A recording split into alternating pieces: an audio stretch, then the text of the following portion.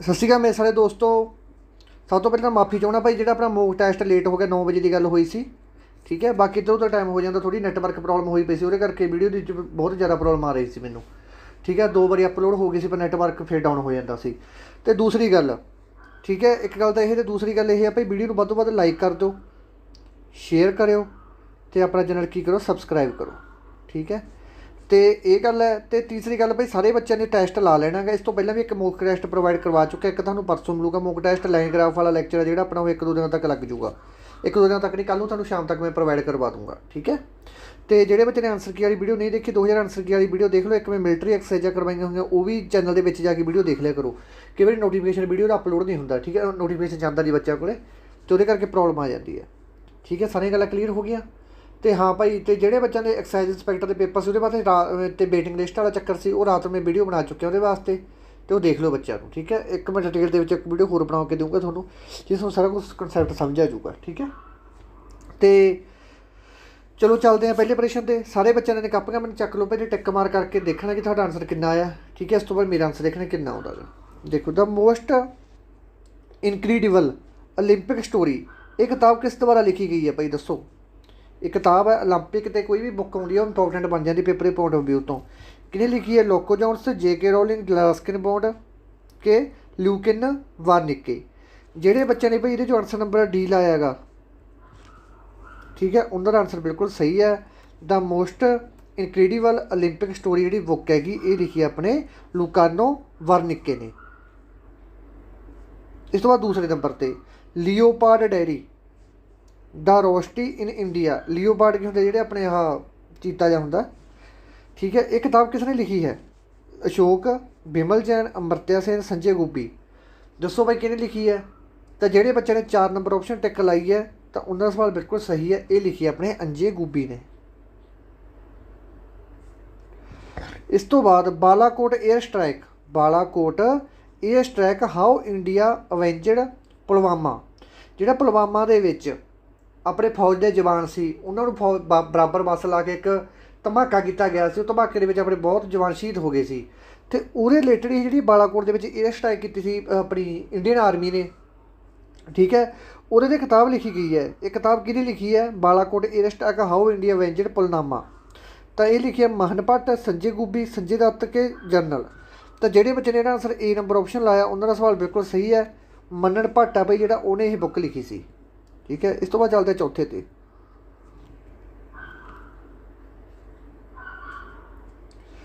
ਉਹ ਕਿਹੜੀ ਭਾਰਤੀ ਸਟੇਟ ਦੀ ਸਿਟੀ ਹੈ, ਠੀਕ ਹੈ। ਉਹ ਕਿਹੜੀ ਭਾਰਤੀ ਸਿਟੀ ਹੈ ਸਟੇਟ ਦੀ, ਜਿਹੜੇ 100% ਟੀਕਾਕਰਨ ਵਾਲੀ ਕੋਵਿਡ-19 ਦੇ ਲਈ ਬਣ ਗਈ। ਕਿ ਕੋਵਿਡ-19 ਦੀ ਜਿਹੜੀ ਆਪਣੀ ਬਿਮਾਰੀ ਚੱਲੀ ਸੀ, ਉਹਦੇ ਵਾਸਤੇ ਸਾਰੀ ਉਹ ਕਿਹੜੀ ਸਿਟੀ ਜਿਹਦੇ ਵਿੱਚ ਸਾਰੇ ਬੰਦਿਆਂ ਨੇ ਟੀਕੇ ਲਵਾ ਲਏ, ਜਿੰਨੇ ਵੀ ਹੈਗੇ ਸੀ ਬੱਚੇ ਬੁੱਢੇ ਸਾਰੇ ਨੇ ਲਵਾ ਲਏ। 100% ਮਤਲਬ ਉਹ ਬਣ ਗਿਆ, ਸਿਟੀ ਬਣ ਗਈ 100% ਟੀਕਾਕਰਨ ਕਰਵਾਉਣ ਵਾਲੀ। ਤਾਂ ਕਿਹੜੀ ਸਿਟੀ ਹੈ? ਭੁਵਨੇਸ਼ ਨਗਰ, ਇੰਦੌਰ, ਅਹਿਮਦਾਬਾਦ ਕਿ ਨੋਇਡਾ। ਤਾਂ ਇਹਦੇ 'ਚੋਂ ਜਿਹੜੇ ਬੱਚਿਆਂ ਨੇ ਆਪਸ਼ਨ ਨੰਬਰ ਏ ਲਾਈ ਹੈ, ਤਾਂ ਉਹਨਾਂ ਦਾ ਆਨਸਰ ਬਿਲਕੁਲ ਸਹੀ ਹੈ, ਠੀਕ ਹੈ। ਵੈਰੀ ਵੈਰੀ ਇੰਪੋਰਟੈਂਟ ਪ੍ਰਸ਼ਨ ਹੈਗਾ। ਟਾਈਗਰ ਪ੍ਰੋਜੈਕਟ ਕਿਹਦੋਂ ਸ਼ੁਰੂ ਕੀਤਾ ਗਿਆ ਜੀ? ਪ੍ਰੋਜੈਕਟ ਦੀ ਤੁਹਾਨੂੰ ਵੀਡੀਓ ਇੱਕ ਅੱਜ ਸ਼ਾਇਦ ਮੈਂ ਬਣਾ ਕੇ ਦੇਵਾਂ। ਪ੍ਰੋਜੈਕਟ ਬਾਰੇ ਪ੍ਰਸ਼ਨ ਪੱਕਾ ਪੁੱਛਿਆ ਜਾਂਦਾ ਹੁੰਦਾ ਕਿ ਡੋਲਫਿਨ ਪ੍ਰੋਜੈਕਟ ਅਤੇ ਟਾਈਗਰ ਪ੍ਰੋਜੈਕਟ ਇਹ ਕਦੋਂ ਬਣੇ ਸੀ? ਟਾਈਗਰ ਪ੍ਰੋਜੈਕਟ ਕਦੋਂ ਬਣੇ ਸੀ? ਕਰਵਾ ਕੇ ਗਿਆ ਵੈਸੇ ਕਰੰਟ ਅਫੇਅਰਾਂ ਦੇ ਵਿੱਚ 1970, 73, 70 ਕਿ 65। ਤਾਂ ਜਿਹੜੇ ਬੱਚਿਆਂ ਨੇ ਇਹਦਾ ਆਨਸਰ ਬੀ ਨੰਬਰ ਆਪਸ਼ਨ ਲਾਇਆ, ਉਹਨਾਂ ਦਾ ਆਨਸਰ ਬਿਲਕੁਲ ਸਹੀ ਹੈਗਾ, ਠੀਕ ਹੈ। 1973 ਦੇ ਵਿੱਚ ਬਣਾਇਆ ਸੀ ਪ੍ਰੋਜੈਕਟ ਟਾਈਗਰ। ਪ੍ਰੋਜੈਕਟ ਟਾਈਗਰ ਦਾ ਕੀ ਮਤਲਬ ਸੀ? ਕਿ ਜਿਹੜੇ ਇਹ ਟਾਈਗਰ ਹੈਗੇ, ਇਹਨਾਂ ਦੀ ਆਬਾਦੀ ਨੂੰ ਵਧਾਉਣਾ, ਠੀਕ ਹੈ, ਕਿਉਂਕਿ ਇਹਨਾਂ ਦੀ ਆਬਾਦੀ ਦਿਨੋਂ ਦਿਨ ਘਟਦੀ ਜਾ ਰਹੀ ਸੀ। ਪਰ ਸੰਵਿਧਾਨ ਦੇ ਕਿਸ ਸੰਸ਼ੋਧਨ ਨੂੰ ਆਪਾਂ ਇੰਗਲਿਸ਼ ਦੇ ਵਿੱਚ ਅਮੈਂਡਮੈਂਟ ਕਹਿ ਦਿੰਦੇ ਹਾਂ? ਸੰਵਿਧਾਨ ਦੇ ਅਮੈਂਡਮੈਂਟ ਕਰਨ ਦੇ ਲਈ ਕਿਸ ਆਰਟੀਕਲ ਦੀ ਵਰਤੋਂ ਕੀਤੀ ਗਈ ਹੈ? ਸੰਵਿਧਾਨ ਦੇ ਵਿੱਚ ਅਮੈਂਡਮੈਂਟ ਤੁਹਾਨੂੰ ਕਰਵਾ ਕੇ ਗਿਆ ਹੋਇਆ ਮੈਂ, ਇੱਕ ਮਨੀ ਬਿੱਲ, ਫਿਨਾਂਸ ਬਿੱਲ ਅਤੇ ਅਮੈਂਡਮੈਂਟ ਬਿੱਲ, ਇਹ ਤਿੰਨੇ ਕਰਵਾ ਕੇ ਗਿਆ ਸੀ ਮੈਂ ਤੁਹਾਨੂੰ। 360 ਤਾਂ ਆ ਨਹੀਂ ਸਕਦਾ, ਇਹ ਤਾਂ ਉਹਦਾ ਐਮਰਜੈਂਸੀ ਦੇ ਵਿੱਚ। ਕਿਹੜੀ ਐਮਰਜੈਂਸੀ ਦੇ ਵਿੱਚ? ਫਾਈਨੈਂਸ਼ੀਅਲ ਐਮਰਜੈਂਸੀ ਦੇ ਵਿੱਚ। 110 ਵਿੱਚ ਮਨੀ ਬਿੱਲ ਹੋ ਗਈ, ਇਹ ਫਿਨਾਂਸ ਬਿੱਲ ਹੋ ਗਿਆ, ਠੀਕ ਹੈ। ਤਾਂ 368 ਆਰਟੀਕਲ ਹੀ ਵਜ੍ਹਾ। 368 ਆਰਟੀਕਲ ਦੇ ਵਿੱਚ ਜੇ ਕੋਈ ਸੰਵਿਧਾਨ ਦੇ ਵਿੱਚ ਕੋਈ ਅਮੈਂਡਮੈਂਟ ਕਰਨਾ, ਤਾਂ ਆਪਾਂ ਕਿਹੜੇ ਆਰਟੀਕਲ ਦੀ ਵਰਤੋਂ ਕਰਾਂਗੇ? 368 ਆਰਟੀਕਲ ਦੀ ਵਰਤੋਂ ਕਰਾਂਗੇ। ਇਹ ਗੱਲ ਯਾਦ ਰੱਖਣੀ ਹੈ, ਓਕੇ ਜੀ। ਇਸ ਤੋਂ ਬਾਅਦ ਚੱਲਦੇ ਆਪਾਂ ਅਗਲੇ ਪ੍ਰਸ਼ਨ 'ਤੇ। ਕਿਹੜੇ ਰਾਜ ਦੇ ਵਿੱਚ EVM ਮਸ਼ੀਨਾਂ ਦੀ ਪਹਿਲੀ ਵਾਰ ਵਰਤੋਂ ਕੀਤੀ ਗਈ ਸੀ? ਠੀਕ ਹੈ, EVM ਮਸ਼ੀਨਾਂ ਨੇ ਜਿਹਦੇ ਵੋਟਾਂ ਪੈਂਦੀਆਂ ਗਈਆਂ, ਠੀਕ ਹੈ। ਪਹਿਲਾਂ ਦਾ ਜਿਹੜਾ ਪੇਪਰ ਪੈਂਦੀ ਸੀ, ਬੈਲਟ ਪੇਪਰ 'ਤੇ ਪੈਂਦੀ ਹੁੰਦੀ ਸੀ, ਮਤਲਬ ਬੰਦਾ ਪਰਚੀ ਪਾ ਕੇ ਆਉਂਦਾ ਹੁੰਦਾ ਸੀ, ਅਤੇ ਉਹ ਵੋਟਾਂ ਮੰਨੀਆਂ ਜਾਂਦੀਆਂ ਸੀ। ਇਸ ਤੋਂ ਬਾਅਦ ਹੁਣ ਆਪਣੇ ਟੈਕਨੋਲੋਜੀ ਜੋ ਨਵੀਂ ਆ ਗਈ, ਅਮਰੀਕਾ ਦੀ ਕਾਢ ਆ ਇਹ, ਤਾਂ ਇਹਦੇ EVM ਦੇ ਵੋਟਾਂ ਉਹ ਪੈਣ ਲੱਗ ਗਈਆਂ। ਠੀਕ ਹੈ, EVM ਦੇ ਮਸ਼ੀਨਾਂ 'ਤੇ ਮਤਲਬ ਉਹ ਪੈਣ ਲੱਗ ਗਈ ਵੋਟ। ਸਭ ਤੋਂ ਪਹਿਲਾਂ ਤਾਂ ਇਹ ਸਮਝੋ ਕਿ EVM ਦੀ ਫੁੱਲ ਫਾਰਮ ਕੀ ਹੈ। ਇਲੈਕਟ੍ਰੋਨਿਕ ਵੋਟਿੰਗ ਮਸ਼ੀਨ, ਕਿਉਂਕਿ ਕਿਵੇਂ ਕੰਪਿਊਟਰ ਦੇ ਵਿੱਚ ਆ ਜਾਂਦੀ ਇਹ ਚੀਜ਼। EVM ਦੀ ਫੁੱਲ ਫਾਰਮ ਹੈਗੀ ਇਲੈਕਟ੍ਰੋਨਿਕ ਵੋਟਿੰਗ ਮਸ਼ੀਨ। ਅਤੇ ਇਹ ਕਿਹੜੇ ਰਾਜ ਨੇ ਵੀ ਸਭ ਤੋਂ ਪਹਿਲਾਂ ਸ਼ੁਰੂ ਕੀਤੀ ਹੈ? ਤਾਂ ਇਹ ਕੀਤੀ ਹੈ ਭਾਈ ਆਪਣੇ ਤਮਿਲਨਾਡੂ ਨੇ, ਕੇਰਲਾ, ਕੇਰਲਾ ਦੇ ਵਿੱਚ ਸਭ ਤੋਂ ਪਹਿਲਾਂ ਵਰਤੋਂ ਕੀਤੀ ਗਈ ਸੀ ਜੀ। ਠੀਕ ਹੈ, ਕੇਰਲਾ ਦੇ ਵਿੱਚ ਸਭ ਤੋਂ ਪਹਿਲਾਂ ਵਰਤੋਂ ਕੀਤੀ ਗਈ ਸੀ 1990 ਦੇ ਵਿੱਚ। ਹਾਂ, 1990 ਦੇ ਵਿੱਚ ਕੇਰਲਾ ਦੇ ਵਿੱਚ ਵਰਤੋਂ ਕੀਤੀ ਗਈ ਸੀ। ਇਹ ਗੱਲ ਯਾਦ ਰੱਖਣੀ ਹੈ ਸਭ ਤੋਂ ਪਹਿਲਾਂ। ਠੀਕ ਹੈ ਜੀ, ਇਸ ਤੋਂ ਬਾਅਦ ਚੱਲਦੇ ਆਪਾਂ ਅਗਲੇ 'ਤੇ। ਵੈਰੀ ਵੈਰੀ ਇੰਪੋਰਟੈਂਟ ਹੈ, ਬਾਦਉਦੀਨ ਤਪੈਜੀ ਤੋਂ ਬਾਅਦ INC ਦਾ ਦੂਸਰਾ ਮੁਸਲਮਾਨ ਪ੍ਰਧਾਨ ਕੌਣ ਬਣਿਆ ਸੀ? ਤੁਹਾਨੂੰ ਕਰਵਾ ਕੇ ਗਿਆ ਹੋਇਆ। ਠੀਕ ਹੈ, ਪਹਿਲਾਂ ਆਪਣਾ ਬੈਨਰਜੀ ਬਣਿਆ ਸੀ। ਠੀਕ ਹੈ, ਇਸ ਤੋਂ ਬਾਅਦ ਦਾਦਾ ਭਾਈ ਨਰੋਜੀ ਬਣੇ ਸੀ ਆਪਣੇ। ਠੀਕ ਹੈ, ਅਤੇ ਤੀਸਰੇ ਨੰਬਰ 'ਤੇ ਬਣੇ ਸੀ ਆਪਣੇ ਤੈਪੇਜੀ। ਚੌਥੇ ਬਣੇ ਸੀ ਆਪਣੇ ਜੌਰਜ ਬਣੇ ਸੀ। ਜੌਰਜ ਕਿਹੜੀ ਨਾਲ ਸੰਬੰਧਿਤ ਸੀ? ਜੌਰਜ ਹੈਗੇ ਸੀ ਆਪਣੇ ਪਹਿਲੇ ਐਂਗਲੋ, ਮਤਲਬ ਪਹਿਲੇ ਅੰਗਰੇਜ਼ ਸੀ ਜਿਹੜਾ ਜੌਰਜ ਸੀ, ਜਿਹੜਾ INC ਦਾ ਪ੍ਰਧਾਨ ਬਣਿਆ ਸੀ। ਇੱਕ ਸਾਲ ਵਾਸਤੇ ਬਣਦੇ ਸੀ ਇਹ। ਅਤੇ ਜਿਹੜਾ ਆਪਣਾ ਇਹ ਬਣਿਆ ਸੀ ਬਾਦਉਦੀਨ ਤਪੈਜੀ, ਇਹ ਬਣਿਆ ਸੀ ਆਪਣਾ 87 ਦੇ ਵਿੱਚ, 1887 ਦੇ ਵਿੱਚ ਬਣੇ ਸੀ। ਕਿਉਂਕਿ 85 ਦੇ ਵਿੱਚ ਤਾਂ ਇਹ ਬਣੀ ਸੀ।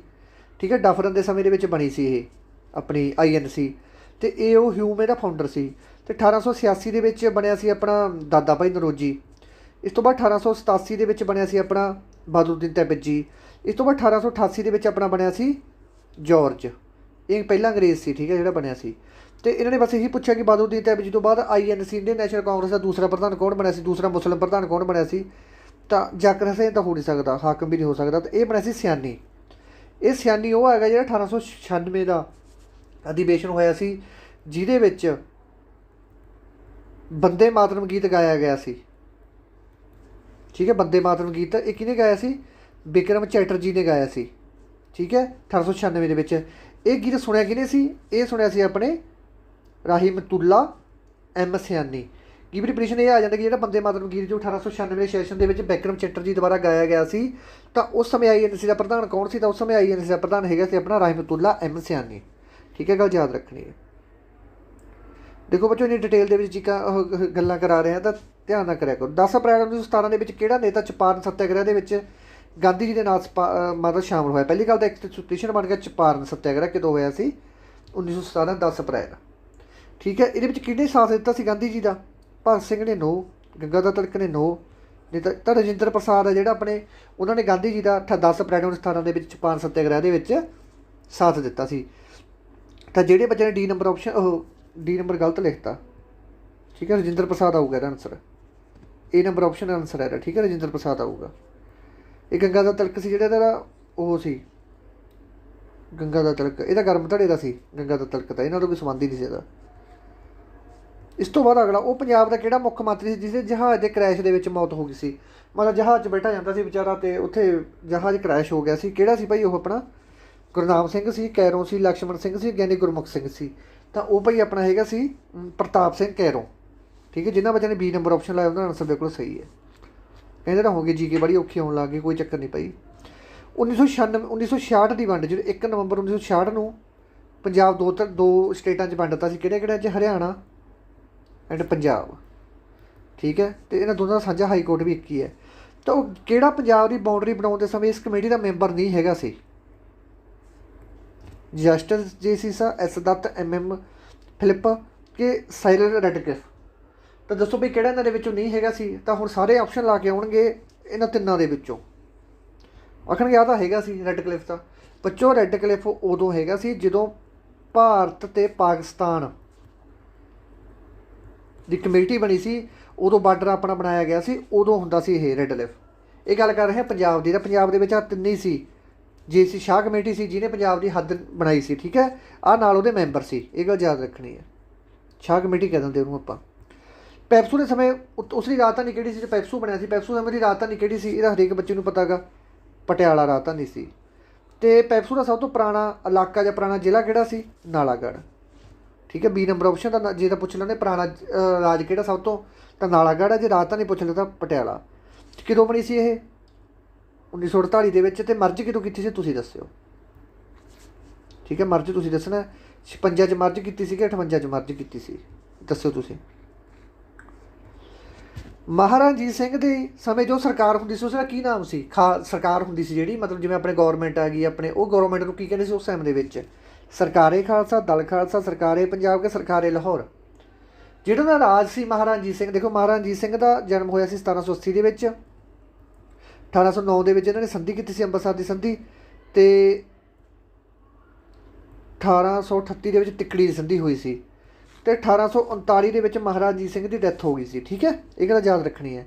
ਤਾਂ ਇਹਨਾਂ ਦੇ ਸਮੇਂ ਦੇ ਵਿੱਚ ਇਹਨੂੰ ਲਾਹੌਰ ਸੂਬਾ ਵੀ ਕਿਹਾ ਜਾਂਦਾ ਸੀ, ਪੰਜਾਬ ਨੂੰ ਜਿਹੜਾ ਰਾਜ ਸੀ ਉਹਨੂੰ ਲਾਹੌਰ ਸੂਬਾ ਕਿਹਾ ਜਾਂਦਾ ਸੀ, ਇਹ ਗੱਲ ਯਾਦ ਰੱਖਣੀ ਹੈ। ਇਹਨਾਂ ਨੇ ਪੁੱਛਿਆ ਮਹਾਰਾਜਾ ਰਣਜੀਤ ਸਿੰਘ ਦੇ ਸਮੇਂ ਜੋ ਸਰਕਾਰ ਹੁੰਦੀ ਉਸਦਾ ਕੀ ਨਾਮ ਸੀ? ਉਹਦਾ ਨਾਮ ਹੈਗਾ ਸੀ A ਨੰਬਰ ਆਪਸ਼ਨ ਸਰਕਾਰੇ ਖਾਲਸਾ। ਜਿਹੜੇ ਬੱਚੇ ਨੇ A ਨੰਬਰ ਆਪਸ਼ਨ ਲਾਈ ਹੈ ਉਹਨਾਂ ਦਾ ਪੇਪਰ ਬਿਲਕੁਲ, ਮਤਲਬ ਉਹਨਾਂ ਦਾ ਆਨਸਰ ਬਿਲਕੁਲ ਸਹੀ ਹੈ। ਠੀਕ ਹੈ ਜੀ, ਹੁਣ ਚੱਲਦੇ ਆਪਾਂ ਅਗਲੇ ਪ੍ਰਸ਼ਨ 'ਤੇ। ਕਹਿੰਦੇ ਪੰਜਾਬ ਸਟੇਟ ਯੂਨੀ ਕੈਮਰਲ ਦਾ ਬਾਈ ਕੈਮਰਲ ਹੈ। ਹੁਣ ਤੁਹਾਨੂੰ ਇਹ ਸਮਝ ਆਉਣਾ ਕਿ ਬਾਈ ਕੈਮਰਲ ਕੀ ਹੁੰਦੀ ਹੈ, ਯੂਨੀ ਕੈਮਰਲ ਕੀ ਹੁੰਦੀ ਹੈ। ਬਾਈ ਕੈਮਰਲ ਦਾ ਪੁੱਤਰ ਉਹ ਹੁੰਦੀ ਹੈ ਜਿੱਥੇ ਵਿਧਾਨ ਸਭਾ ਅਤੇ ਵਿਧਾਨ ਪਰਿਸ਼ਦ ਦੋਵੇਂ ਹੁੰਦੀਆਂ ਹੈਗੀਆਂ। ਠੀਕ ਹੈ, ਉਹਨੂੰ ਆਪਾਂ ਕਹਿੰਦੇ ਬਾਈ ਕੈਮਰਲ। ਪਹਿਲਾਂ ਆਪਣੀ ਬਾਈ ਕੈਮਰਲ ਹੁੰਦੀ ਸੀ। ਠੀਕ ਹੈ, ਪਰ 1950 ਦੇ ਵਿੱਚ ਇਹਨਾਂ ਨੇ ਇੱਕ ਐਕਟ ਪਾਸ ਕਰਤਾ ਸੀ। ਠੀਕ ਹੈ, ਉਹ ਐਕਟ ਜਿਹਦੇ ਪੰਜਾਬ ਨੂੰ ਬਾਈ ਕੈਮਰਲ ਤੋਂ ਹਟਾ ਕੇ ਕੀ ਬਣਾਤਾ ਇਹਨਾਂ ਨੇ? ਯੂਨੀ ਕੈਮਰਲ ਬਣਾਤਾ ਕਿ ਪੰਜਾਬ ਦੇ ਵਿੱਚ ਸਿਰਫ ਅਤੇ ਸਿਰਫ ਕੀ ਹੋਊਗੀ? ਵਿਧਾਨ ਸਭਾ ਹੋਊਗੀ, ਨਾ ਕਿ ਵਿਧਾਨ ਪ੍ਰਤੀਸ਼ਤ। ਠੀਕ ਹੈ, ਇਹ ਗੱਲ ਯਾਦ ਰੱਖਣੀ ਹੈ। ਤਾਂ ਕਰਕੇ ਹੁਣ ਆਪਾਂ ਕਿਹੜੇ ਬਣ ਗਏ? ਹੁਣ ਆਪਾਂ ਯੂਨੀ ਕੈਮਰਲ ਬਣ ਗਏ, ਇਹ ਗੱਲ ਯਾਦ ਰੱਖਣੀ ਹੈ। ਠੀਕ ਹੈ, ਪੰਜਾਬ ਦੀ ਉਹ ਪਹਿਲੀ ਪਾਰਟੀ ਦੱਸੋ ਜੋ ਅੰਗਰੇਜ਼ਾਂ ਦੇ ਸਮੇਂ ਵਿੱਚ ਬਣੀ ਸੀ। ਦੇਖੋ ਅੰਗਰੇਜ਼ਾਂ ਦੇ ਸਮੇਂ ਵਿੱਚ ਵੀ ਪੰਜਾਬ ਦੇ ਵਿੱਚ ਇੱਕ ਪਾਰਟੀ ਬਣੀ ਸੀ, ਪਰ ਉਹਨਾਂ ਨੇ ਬੜੀ ਮਸ਼ਹੂਰ ਨਹੀਂ ਹੋਣ ਦਿੱਤੀ। ਤਾਂ ਉਹ ਪਾਰਟੀ ਦਾ ਨਾਂ ਦੱਸੋ ਕੀ ਹੈਗਾ? ਕਾਂਗਰਸ, ਸਿੱਖ ਲੀਗ, ਯੂਨੀਲਿਸਟ ਪਾਰਟੀ, ਦੱਸੋ ਭਾਈ ਕਿਹੜੀ ਇਹਨਾਂ ਦੇ ਵਿੱਚੋਂ? ਤਾਂ ਉਹ ਹੈਗੀ ਭਾਈ ਆਪਣੀ C number option unionist party. C number option ਦਾ ਬਿਲਕੁਲ ਸਹੀ ਆਨਸਰ ਹੈ। ਇਸ ਤੋਂ ਬਾਅਦ ਕਹਿੰਦੇ ਆਹ ਰਕਮ ਹੈਗੀ ਆਪਣੇ ਕੋਲ 476। ਮੈਥ ਸ਼ੁਰੂ ਹੋ ਗਿਆ ਭਾਈ।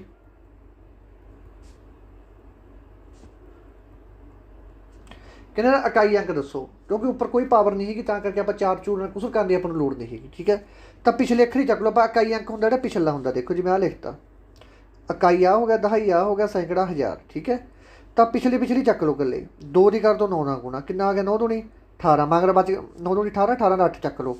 8 ਦੀ ਨਾ ਕੀਤਾ ਕਿੰਨਾ ਆ ਗਿਆ? 64। ਫਿਰ ਚੌਂਕਾ ਚੱਕ ਲਓ, ਚੌਂਕੀ ਦੀ 6 ਨਾਲ ਕਰ ਦਿਓ, 6 ਚੌਂਕਾ 24। ਤਾਂ ਭਾਈ ਇਹਦਾ ਇਕਾਈ ਅੰਕ ਕਿੰਨਾ ਆ ਜਾਊਗਾ? 4 ਆ ਜਾਊਗਾ। ਠੀਕ ਹੈ, ਇਕਾਈ ਅੰਕ ਵਾਲਾ ਲੈਕਚਰ ਲੱਗਿਆ ਥੋੜਾ ਨੰਬਰ ਸਿਸਟਮ ਦੇ ਵਿੱਚ। ਹੁਣ ਦੇਖੋ ਹੁਣ ਮੈਂ ਡਿਟੇਲ 'ਚ ਤਾਂ ਸਮਝਾ ਨਹੀਂ ਸਕਦਾ ਕਿਉਂਕਿ ਪੇਪਰ ਨੇੜੇ ਆ ਕੇ ਨਹੀਂ ਤੁਹਾਨੂੰ ਹੁਣ ਸਮਝ ਆਵੇ, ਤਾਂ ਕਰਕੇ ਜਿਹੜਾ ਕੁਛ ਕਰਵਾਇਆ ਹੋਇਆ ਉਹਦੀ ਵੀ ਰਿਵੀਜ਼ਨ ਕਰ ਲਿਆ ਕਰੋ ਨਾਲ ਦੇ ਨਾਲ। ਤਾਂ A ਨੰਬਰ ਆਪਸ਼ਨ ਇਹਦਾ ਬਿਲਕੁਲ ਸਹੀ ਆਨਸਰ ਹੈ। ਆਹ ਆਪਰੇਸ਼ਨ ਭਾਈ ਤੁਸੀਂ ਆਪਦੇ ਆਪ ਕਰਨਾ। ਫਾਰਮੂਲਾ ਤੁਹਾਨੂੰ ਦੱਸ ਦਿੰਦਾ ਮੈਂ। ਆਹ ਫਾਰਮੂਲਾ ਗਾ। ਠੀਕ ਹੈ, ਇਹ ਤੁਸੀਂ ਆਪਦੇ ਆਪ ਕਰਨ ਦੀ ਕੋਸ਼ਿਸ਼ ਕਰਨੀ ਹੈ। ਓਕੇ, ਐਂ ਵੀ ਕਰ ਸਕਦੇ ਹੋ। ਜੇ ਤੁਸੀਂ ਐਵੇਂ ਨਹੀਂ ਕਰਨਾ ਤਾਂ 66 ਦੀ 66 ਨਾਲ ਗੁਣਾ ਕਰ ਦਿਓ ਅਤੇ 34 ਦੀ 34 ਨਾਲ ਗੁਣਾ ਕਰ ਦਿਓ, ਬਾਅਦ ਵਿੱਚ ਆਪਸ 'ਚ ਮਾਈਨਸ ਕਰ ਦਿਓ ਤਾਂ ਆਨਸਰ ਆ ਜਾਊਗਾ। ਠੀਕ ਹੈ, ਇਹ ਤੁਸੀਂ ਆਪਦੇ ਆਪ ਕਰਨਾ ਗਾ। ਦੇਖੋ ਜਿਹੜੇ ਸਵਾਲ ਤੁਹਾਡੇ ਸਹੀ ਹੋਈ ਜਾਂਦੇ ਆ। ਠੀਕ ਹੈ, ਜਿਵੇਂ ਹੁਣ ਮੈਂ 15 GK ਦੇ ਪ੍ਰਸ਼ਨ ਕਰਵਾਇਆ, ਇਹ 50 ਨੰਬਰ ਦਾ ਟੈਸਟ ਆ, ਪੂਰਾ 50 ਨੰਬਰ ਦਾ ਮੋਕ ਟੈਸਟ ਆ ਪੁੱਤਰੋ, ਗੱਲ ਸੁਣ ਲਓ। ਠੀਕ ਹੈ, ਪਹਿਲੀ ਗੱਲ ਤਾਂ ਇਹ। ਦੂਸਰੀ ਗੱਲ, ਜਦੋਂ ਵੀ ਮੈਂ ਕੋਈ ਟੈਸਟ ਪਾਉਣਾ ਹੁੰਦਾ ਨਾ, ਤੁਸੀਂ ਆਪਣੀ ਕਾਪੀ ਪੈਨ ਨਾਲ ਚੱਕ ਕੇ ਪਹਿਲਾਂ ਹੱਲ ਕਰਕੇ ਫਿਰ ਅੱਗੇ ਵਧਿਆ ਕਰੋ। ਉਹਨਾਂ ਚਿਰ ਅੱਗੇ ਵਧਣ ਦਾ ਕੋਈ ਕੰਮ ਨਹੀਂ ਹੈਗਾ ਤੁਹਾਡਾ। ਠੀਕ ਹੈ, ਅਤੇ ਵੀਡੀਓ ਨੂੰ ਭਾਈ ਤੁਸੀਂ 40 ਕੇ ਵਿਊ ਕਰੋਗੇ ਜਦੋਂ, ਉਸ ਤੋਂ ਬਾਅਦ ਅਗਲਾ ਨਾਲ ਦੇ ਤੁਹਾਨੂੰ ਮੈਂ ਪ੍ਰੋਵਾਈਡ ਕਰਵਾ ਦਿਆ ਕਰੂੰਗਾ। ਠੀਕ ਹੈ, ਆਪਣੇ ਉਹ ਵੀਡੀਓ ਦੇ 40,000 ਸਬਸਕ੍ਰਾਈਬਰ ਹੋ ਗਏ, ਨਾਲ ਦੇ ਤੁਹਾਨੂੰ ਪ੍ਰੋਵਾਈਡ ਕਰਵਾਤਾ ਮੈਂ। ਹੁਣ ਜਦੋਂ ਇਹ ਵੀਡੀਓ ਦੇ 40,000 ਹੋ ਜਾਣਗੇ, ਭਾਵੇਂ ਅੱਜ ਕਰ ਦਿਓ, ਕੱਲ੍ਹ ਨੂੰ ਮੋਕ ਟੈਸਟ ਮਿਲ ਜੂਗਾ। ਠੀਕ ਹੈ, ਚਾਹੇ ਕੱਲ੍ਹ ਨੂੰ 40,000 ਕਰ ਦਿਓ, ਸ਼ਾਮ ਨੂੰ ਮਿਲ ਜੂਗਾ। ਬਸ ਹੁਣ ਮੈਂ ਇਹ ਰੂਲ ਬਣਾਤਾ। ਠੀਕ ਹੈ, ਜਦੋਂ 40,000 ਹੋ ਜੂਗਾ। ਇੱਕ ਕੱਲ੍ਹ ਬੱਚਾ ਕਮੈਂਟ ਕਰੀ ਜਾਂਦਾ, ਕਹਿੰਦਾ ਸਰ ਜੀ ਤੁਸੀਂ ਵਿਊਆਂ ਵਾਸਤੇ ਤੁਸੀਂ ਪਰ ਕਾਹਦੇ ਵਾਸਤੇ ਨਹੀਂ ਵੀਡੀਓ ਬਣਾਉਂਦੇ, ਤੁਸੀਂ ਵਿਊ ਵਾਸਤੇ ਵੀਡੀਓ ਬਣਾਉਂਦੇ ਹੋ। ਪੁੱਤਰੋ ਵਿਊ ਵਾਸਤੇ ਤਾਂ ਫਿਰ ਸਾਰੀ ਬਣਾਈ ਜਾਂਦੇ ਆ। ਠੀਕ ਹੈ, ਫਿਰ ਦੂਸਰੇ ਕਿਉਂ ਨਹੀਂ ਕਰਵਾ ਰਹੇ? ਮੈਂ ਤਾਂ ਇਹ ਗੱਲ ਕਹਿਣਾ ਗਾ ਕਿ ਜੇ ਮੰਨ ਲਓ ਮੈਂ ਵਿਊ ਵਾਸਤੇ ਕਰਵਾ ਰਿਹਾ, ਫਿਰ ਦੂਸਰੇ ਵੀ ਬਹੁਤ ਚੈਨਲ ਆ, ਫਿਰ ਉਹ ਕਿਉਂ ਨਹੀਂ ਕਰਵਾ ਰਹੇ? ਠੀਕ ਹੈ, ਤਾਂ ਮੈਂ ਜਿਹੜਾ ਮਤਲਬ ਕਸਮ ਖਾਧੀ ਵੀ ਮੈਂ ਉਹ 'ਤੇ ਪੂਰਾ ਉਤਰਦਾ ਹੁੰਦਾ ਗਾ। ਠੀਕ ਹੈ, ਜੇ ਹੁਣ ਤੁਹਾਡੇ ਨਾਲ ਗੱਲ ਕੀਤੀ ਹੈ ਸ਼ੁਰੂ ਤੋਂ ਕਿ ਭਾਈ ਤੁਹਾਨੂੰ ਮੈਂ ਫ੍ਰੀ ਕਰਵਾਊਂਗਾ ਸਾਰਾ ਕੁਛ ਪ੍ਰੋਵਾਈਡ, ਤਾਂ ਮੇਰਾ ਹੱਕ ਵੀ ਬਣਦਾ ਗਾ। ਜਵਾਨ ਦੇ ਮੁੱਲ ਹੁੰਦਾ ਜਿਹੜੇ ਟਾਈਮ ਦੇ ਵਿੱਚ। ਹਾਂ, ਐਂ ਹੋ ਸਕਦਾ ਗਾ ਕਿ ਭਾਈ ਵੀਡੀਓ ਘੰਟਾ 2 ਘੰਟੇ ਲੇਟ ਹੋ ਜਾਓ ਤਾਂ ਤੁਹਾਨੂੰ ਪਤਾ ਹੀ ਆ, ਤਾਂ ਟੈਕਨੀਕਲ ਪ੍ਰੋਬਲਮ ਹੁੰਦੀ, ਤਾਂ ਵੱਡੇ ਪੇਪਰ ਚੇਂਜ ਹੋ ਜਾਂਦੇ ਆ। ਹਾਂ, ਅਤੇ ਜੇ ਮੈਂ ਤੁਹਾਨੂੰ 100 ਆਪਰੇਸ਼ਨ ਕਰਵਾਤਾ, ਉਹਦੇ ਵਿੱਚੋਂ ਕੋਈ ਇੱਕ ਅੱਧਾ ਆਪਰੇਸ਼ਨ ਗਲਤ ਹੋ ਗਿਆ, ਉਹ ਵੀ ਕੋਈ ਚੱਕਰ ਵਾਲੀ ਗੱਲ ਨਹੀਂ ਹੁੰਦੀ। ਕਈ ਵਾਰੀ ਹੋ ਜਾਂਦਾ। ਹੁਣ ਪਹਿਲਾਂ ਦੇਖੋ, ਪਹਿਲਾਂ ਕੰਟੈਂਟ ਬਣਾਉਣਾ, ਮੁੜ ਕੇ ਪੜ੍ਹਾਉਣਾ। ਠੀਕ ਹੈ, ਮਾੜੀ ਮੋਟੀ ਗਲਤੀ ਕਿਤੇ ਨਾ ਕਿਤੇ ਹੋਈ ਜਾਂਦੀ ਰਹਿੰਦੀ ਹੈ। ठीक है, ये माड़ी मोटी मैनेज कर लिया करो इन्नी गलती। हुण तुसीं ये देखो पटवारी का पेपर होया सी, ट्रिपल एस बोर्ड कहंदा कहाउंदा बोर्ड आ, कहंदा कहाउंदा 16 ऑपरेशन तो उन्होंने गलत पाते सी, 16 ऑपरेशन उन्होंने गलत पाती। ट्रिपल एस बोर्ड के कहते कि उन्होंने आंसर गलत लाए पे अद्धे ऑपरेशनों के, तो फिर अपना चीज़ ही की है। ठीक है, कदे कदे कोई किसी एक दो ऑपरेशनों के गलती हो जाए। एक तुसीं गल नोट करियो, ਜਿਹੜੀ भी मैथों कोई गलती होंदी है जमा सौखे ऑपरेशन के गलती होंदी है, कभी भी ये नहीं होया कि पूरा औखा ऑपरेशन हो जाए मैं गलती कर गया। सौखे ऑपरेशन मैं गलती क्यों कर जाना, वो मैंने ये होंदा कि तुसीं कर ही लओगे। औखा ऑपरेशन में यह होंदा कि तुहानूं चंगी तरह समझावां, ये चक्कर पैंदा हुंदा, होर कोई चक्कर नहीं पैंदा हुंदा। ठीक है, तो तां करके व्यू का कोई चक्कर नहीं है, बस एक टारगेट होंदा कि आपां आह टारगेट ते पहुँच जाइए। ठीक है, वैसे व्यू तो बहुत सारे दी आई जाते हैं, अपने किहड़े कल्ले दे आउंदे, बहुत दे आउंदे आ, पर ਤੁਹਾਨੂੰ पता ही है सारिया चीज़ां पेड मिलदियां जे टाइम के। ठीक है, पर मैं जिवें कहा वा कि बच्चे पहली मैं तो ये सोच के चलता हूँ यार, सीधी गल है, पैसे कमाने वाला काम तो छड्डी बैठे हैं, ये तो तुहानूं भी पता है, पैसे कमाने हुण जिन्ना मर्जी कमा सकदा मैं, थोड़े सामने है सारा कुछ। ठीक है, पर कुछ काम ना पैसे वास्ते नहीं होंदे, कुछ काम मतलब ऐ भी होंदे यार किसी का भला हो जे। हुण पता है यार कि इन्नी बेरोजगारी है पंजाब दे विच, पहिलां तुसीं 10-10 हज़ार फीसां दित्तियां होणगीਆਂ, इंना खर्चा करिया होऊगा है ना, तो उत्तों मैं भी तो 500-500 रुपया ली जावां, तो वो कितों वाली गल तो बनदी नहीं। तुसीं किहड़ा ਉਹਦੇ पल्लों दे दोगे, तुसीं तां पहली बेरोजगार हो सारे हैं, तुसीं घर दे तो फड़ के दोगे। मैं ये गल्लां सोच के चलदा हुंदा गा। ठीक है, कि तुसीं आप जे तुसीं आप दे दो चल मैं तुहातों लै लां, तुसीं तां घर दे तो फड़ के दोगे, तुहाडे कोल तुहानूं तां लोड़ आ जॉब दी। ठीक है, तो उत्तों मैं तुहानूं कही जावां यार कि आह दे दो मैनूं, आह दे दो, आह दे दो, तो वो गल बनदी नहीं। ठीक है, ना ही मेरा जमीर भाई आग्या दिंदा हैगा कि ये काम करन नूं, ते ना ही मैं कदे ये काम करना हैगा। जिन्ना फिर भावें मेरे 2000, भावें मेरा 100 व्यू आई जाए, भावें मेरा 500 व्यू आई जाए, भावें मेरा एक भी व्यू ना आए, मैं जिहड़ा जिधर चली जाना मैं उधर ही चलूँगा। ठीक है, कोई लालच नहीं हैगा। ठीक है, आ बस इन्ना होंदा कि भाई ਵੱਧ ਤੋਂ ਵੱਧ सबसक्राइबर कर दो, ਵੱਧ ਤੋਂ ਵੱਧ व्यू कर दो, वो भी चलो अपनी एक ਉਹ ਹੁੰਦੀ है कि जिवें टारगेट होंदा अपना, मजाक करते कह दिंदे आपां है ना, इन्ने तुसीं भी ਵੱਧ पढ़ लैंदे थोड़ा जिहा, आह चक्कर, होर कोई चक्कर वाली गल नहीं हैगी। पैसे कमाने होण तां हुण कह दिंदा भाई दिओ मॉक टेस्ट दे 50-50 रुपये दे दोगे ना तुसीं, 30,000 बंदे ने भी देता बहुत है, फिर तो मैनूं मेरा काम चल जूगा। ठीक है, तो ये काम सारे ये कामां वास्ते नहीं होंदे। ठीक है, मैं नहीं चाहुंदा कि मैं तुहाडे 1 रुपया भी लवां किसी तो। ठीक है, तो चलो आ तुसीं आपदे आप कर लो 17वां। ठीक है, 18वां करवा दिंदा। एक्स की वैल्यू कितनी है, 3 है, तो 22 की वैल्यू 4 है, तो बस ये पुट कर दिओ 7 गुणा 3। हाँ, इनू आप भी लिख सकते होंगे, कल याद रखियो, कई बार अपन ऑपरेशन आ जाए ना, अनुपात का मतलब ऐ भी लिख सकते होंगे आप चीज़ को। ठीक है, हम लिख देना 7, एक्स की वैल्यू कितनी है 3 प्लस 22 की वैल्यू कितनी है 4 बटा 7 की वैल्यू कितनी है, एक्स की वैल्यू 3 है, तो 22 की वैल्यू कितनी है 4 है। 7 है 21, 4 है 12, 7 है 21, 4 है 12, तो आ जो जोड़े आपस के 20 ते 30 33, आ बन गए 23। ठीक है, यही बन रहा है कि कोई मिस्टेक तो नहीं होगी। एक्स की वैल्यू 3 है, 22 की वैल्यू 4 है, 22 की वैल्यू एक्स की वैल्यू 7 है 21 प्लस 4 है 12, 7 है 21 मैंस, अच्छा मैंस करनी सी, सॉरी ये मैंस करनी सी, 21 जो 12 घटाए 9 रहेगी। ठीक है, 33 9 हो गए बच्चों, 33 बटा 9, 30 9, 11 33, 11 सही 3 आ गया भाई अपना आंसर। ठीक है पुत्रो, इस तो बाद चलते आप अगले ते। कहते एक व्यक्ति का खर्च तो बचत 26 है, कहना मतलब बंदा खर्च का 26 हिस्से करता है, तो बचत 3 हिस्से करता। एक तुहानूं गल दसी हुई जी, तनख्वाह होंदी है अपनी, ये काहदे बराबर होंदी है, बचत प्लस खर्च। तनख्वाह ये चीज़ के बराबर होंदी है, काहदे, बचत प्लस खर्च। तो तुसीं देखो ये बंदी तनख्वाह कितनी है 14500। ठीक है, 14,500, तो किन्ने हिस्से टोटल, किन्ने हिस्से 29 हिस्से बन गए टोटल, किन्ने हिस्से बन गए 29 हिस्से बन गए बंदे को टोटल। तनख्वाह ये इन्नी है, टोटल हिस्से बन गए को इन्ने, तो आप 29 हिस्सों, ठीक है 29 हिस्सों 145 के बन के देख लिया, 145 100 से जो आप 29 को वंडांगे तो अपने को कितना आ जाऊगा, क्योंकि सारे हिस्से जोड़ लेने अपन, ये को 3 हिस्से को 26 है, तनख्वाह काहदे बराबर हैगी, इन्होंने दोनों हिस्सों के बराबर, दोनों हिस्से कितने हो गए 29 हिस्सों के बराबर की होगी उसकी तनख्वाह होगी। ठीक है, तो जो तनख्वाह को 29 नाल कटांगे आपां, तो ये आ जाऊगा भाई अपने को 1 हिस्से की वैल्यू कितनी आ जाऊगी 500। 1 हिस्से की वैल्यू कितनी है 500। ਤਾਂ ਇਹਨਾਂ ਨੇ ਕਾਹਦੀ ਪੁੱਛੀ ਹੈ? ਬਚਤ ਪੁੱਛੀ ਹੈ। ਖਰਚ ਦੇ ਹਿੱਸੇ ਦਾ 26 ਹੈ ਅਤੇ ਬਚਤ ਦੇ ਹਿੱਸੇ ਕਿੰਨੇ 3 ਹੈ। ਤਾਂ ਇੱਕ ਹਿੱਸੇ ਦੀ ਵੈਲੂ ਜਦੋਂ 500 ਹੈ ਤਾਂ 3 ਹਿੱਸਿਆਂ ਦੀ ਵੈਲੂ ਕਿੰਨੀ ਹੋ ਜੂਗੀ? 5 ਤੀਏ 1500। ਜਿਹੜੇ ਬੱਚੇ ਨੇ ਸੀ ਨੰਬਰ ਆਪਸ਼ਨ ਲਾਇਆ ਉਹਨਾਂ ਦਾ ਆਨਸਰ ਬਿਲਕੁਲ ਸਹੀ ਹੈ। ਇਸ ਤੋਂ ਬਾਅਦ ਅਗਲਾ 2500 ਰੁਪਏ 6 ਸਾਲਾਂ ਦੇ ਸਧਾਰਨ ਵਿਆਜ ਦੇ ਦਿੱਤੇ ਗਏ। ਕਿਸੇ ਨੂੰ ਕਹਿੰਦੇ 1875 ਰੁਪਏ ਵਿਆਜ ਬਣ ਗਿਆ। ਕਹਿੰਦੇ ਉਨੀ ਹੀ ਦਰ ਤੇ ਉਨੇ ਹੀ ਸਮੇਂ ਬਾਅਦ 1875 ਦਾ ਸਧਾਰਨ ਵਿਆਜ ਕੀ ਹੋਵੇਗਾ? ਠੀਕ ਹੈ, ਦੇਖੋ 2500 ਰੁਪਈਆ ਇਹ ਕੀ ਹੋ ਗਿਆ? ਮੂਲਧਨ। ਆਪਾਂ ਪਤਾ ਕੀ ਕਰਨਾ? ਅੱਛਾ 6 ਸਾਲਾਂ ਤੇ ਇੰਨਾ ਰੁਪਏ। ਅੱਛਾ ਦਰ ਪਤਾ ਕਰਨੀ ਹੈ। ਦਰ ਨਹੀਂ ਦਿੱਤੀ ਹੋਈ ਆਪਾਂ ਨੂੰ ਇਹਨਾਂ ਨੇ। ਓਕੇ, ਵਿਆਜ ਕਿੰਨਾ ਦੇਤਾ? 1875। ਇਹਦਾ ਹੋ ਗਿਆ ਸਧਾਰਨ ਵਿਆਜ। ਮੂਲਧਨ ਕਿੰਨਾ ਦੇਤਾ? 2500। ਸਮਾਂ ਕਿੰਨਾ ਦੇਤਾ? 600। ਦਰ ਆਪਾਂ ਕੱਢਣੀ ਹੈ ਬਟਾ 100 ਲਾਤਾ ਦਰ ਕੱਢਣ ਵਾਸਤੇ। ਠੀਕ ਹੈ, ਜੀਰੋ ਨਾਲ ਜੀਰੋਆਂ ਕੱਟੀਆਂ ਗਈਆਂ। ਠੀਕ ਹੈ, ਇਹਦੇ ਬਾਅਦ ਕ੍ਰੋਸ ਮਲਟੀਪਲਾਈ ਕਰ ਦਿੰਦੇ ਹਾਂ ਤਾਂ 6 ਤਾਂ ਆ ਜਾਊਗਾ ਥੱਲੇ। ਇੱਥੇ ਲਾ ਲਓ ਦਰ, ਇੱਥੇ ਲਾ ਲਓ 1875। ਠੀਕ ਹੈ, ਤਾਂ 6 ਗੁਣਾ 25 ਵੀ ਨਾਲ ਹੈ ਨਾ।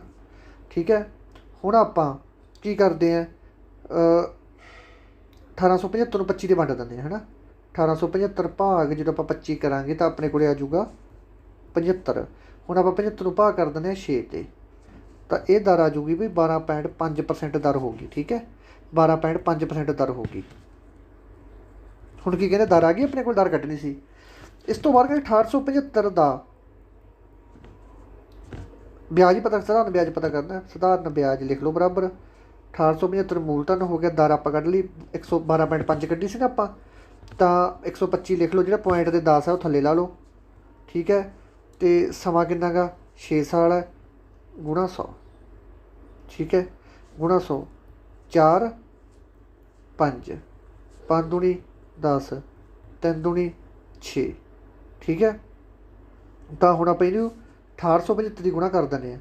1875 ਦੀ ਜਦੋਂ ਗੁਣਾ ਕਰੀਏ ਆਪਾਂ 3 ਨਾਲ ਤਾਂ ਇਹ ਬਣ ਗਿਆ ਆਪਣੇ ਕੋਲ 20,625।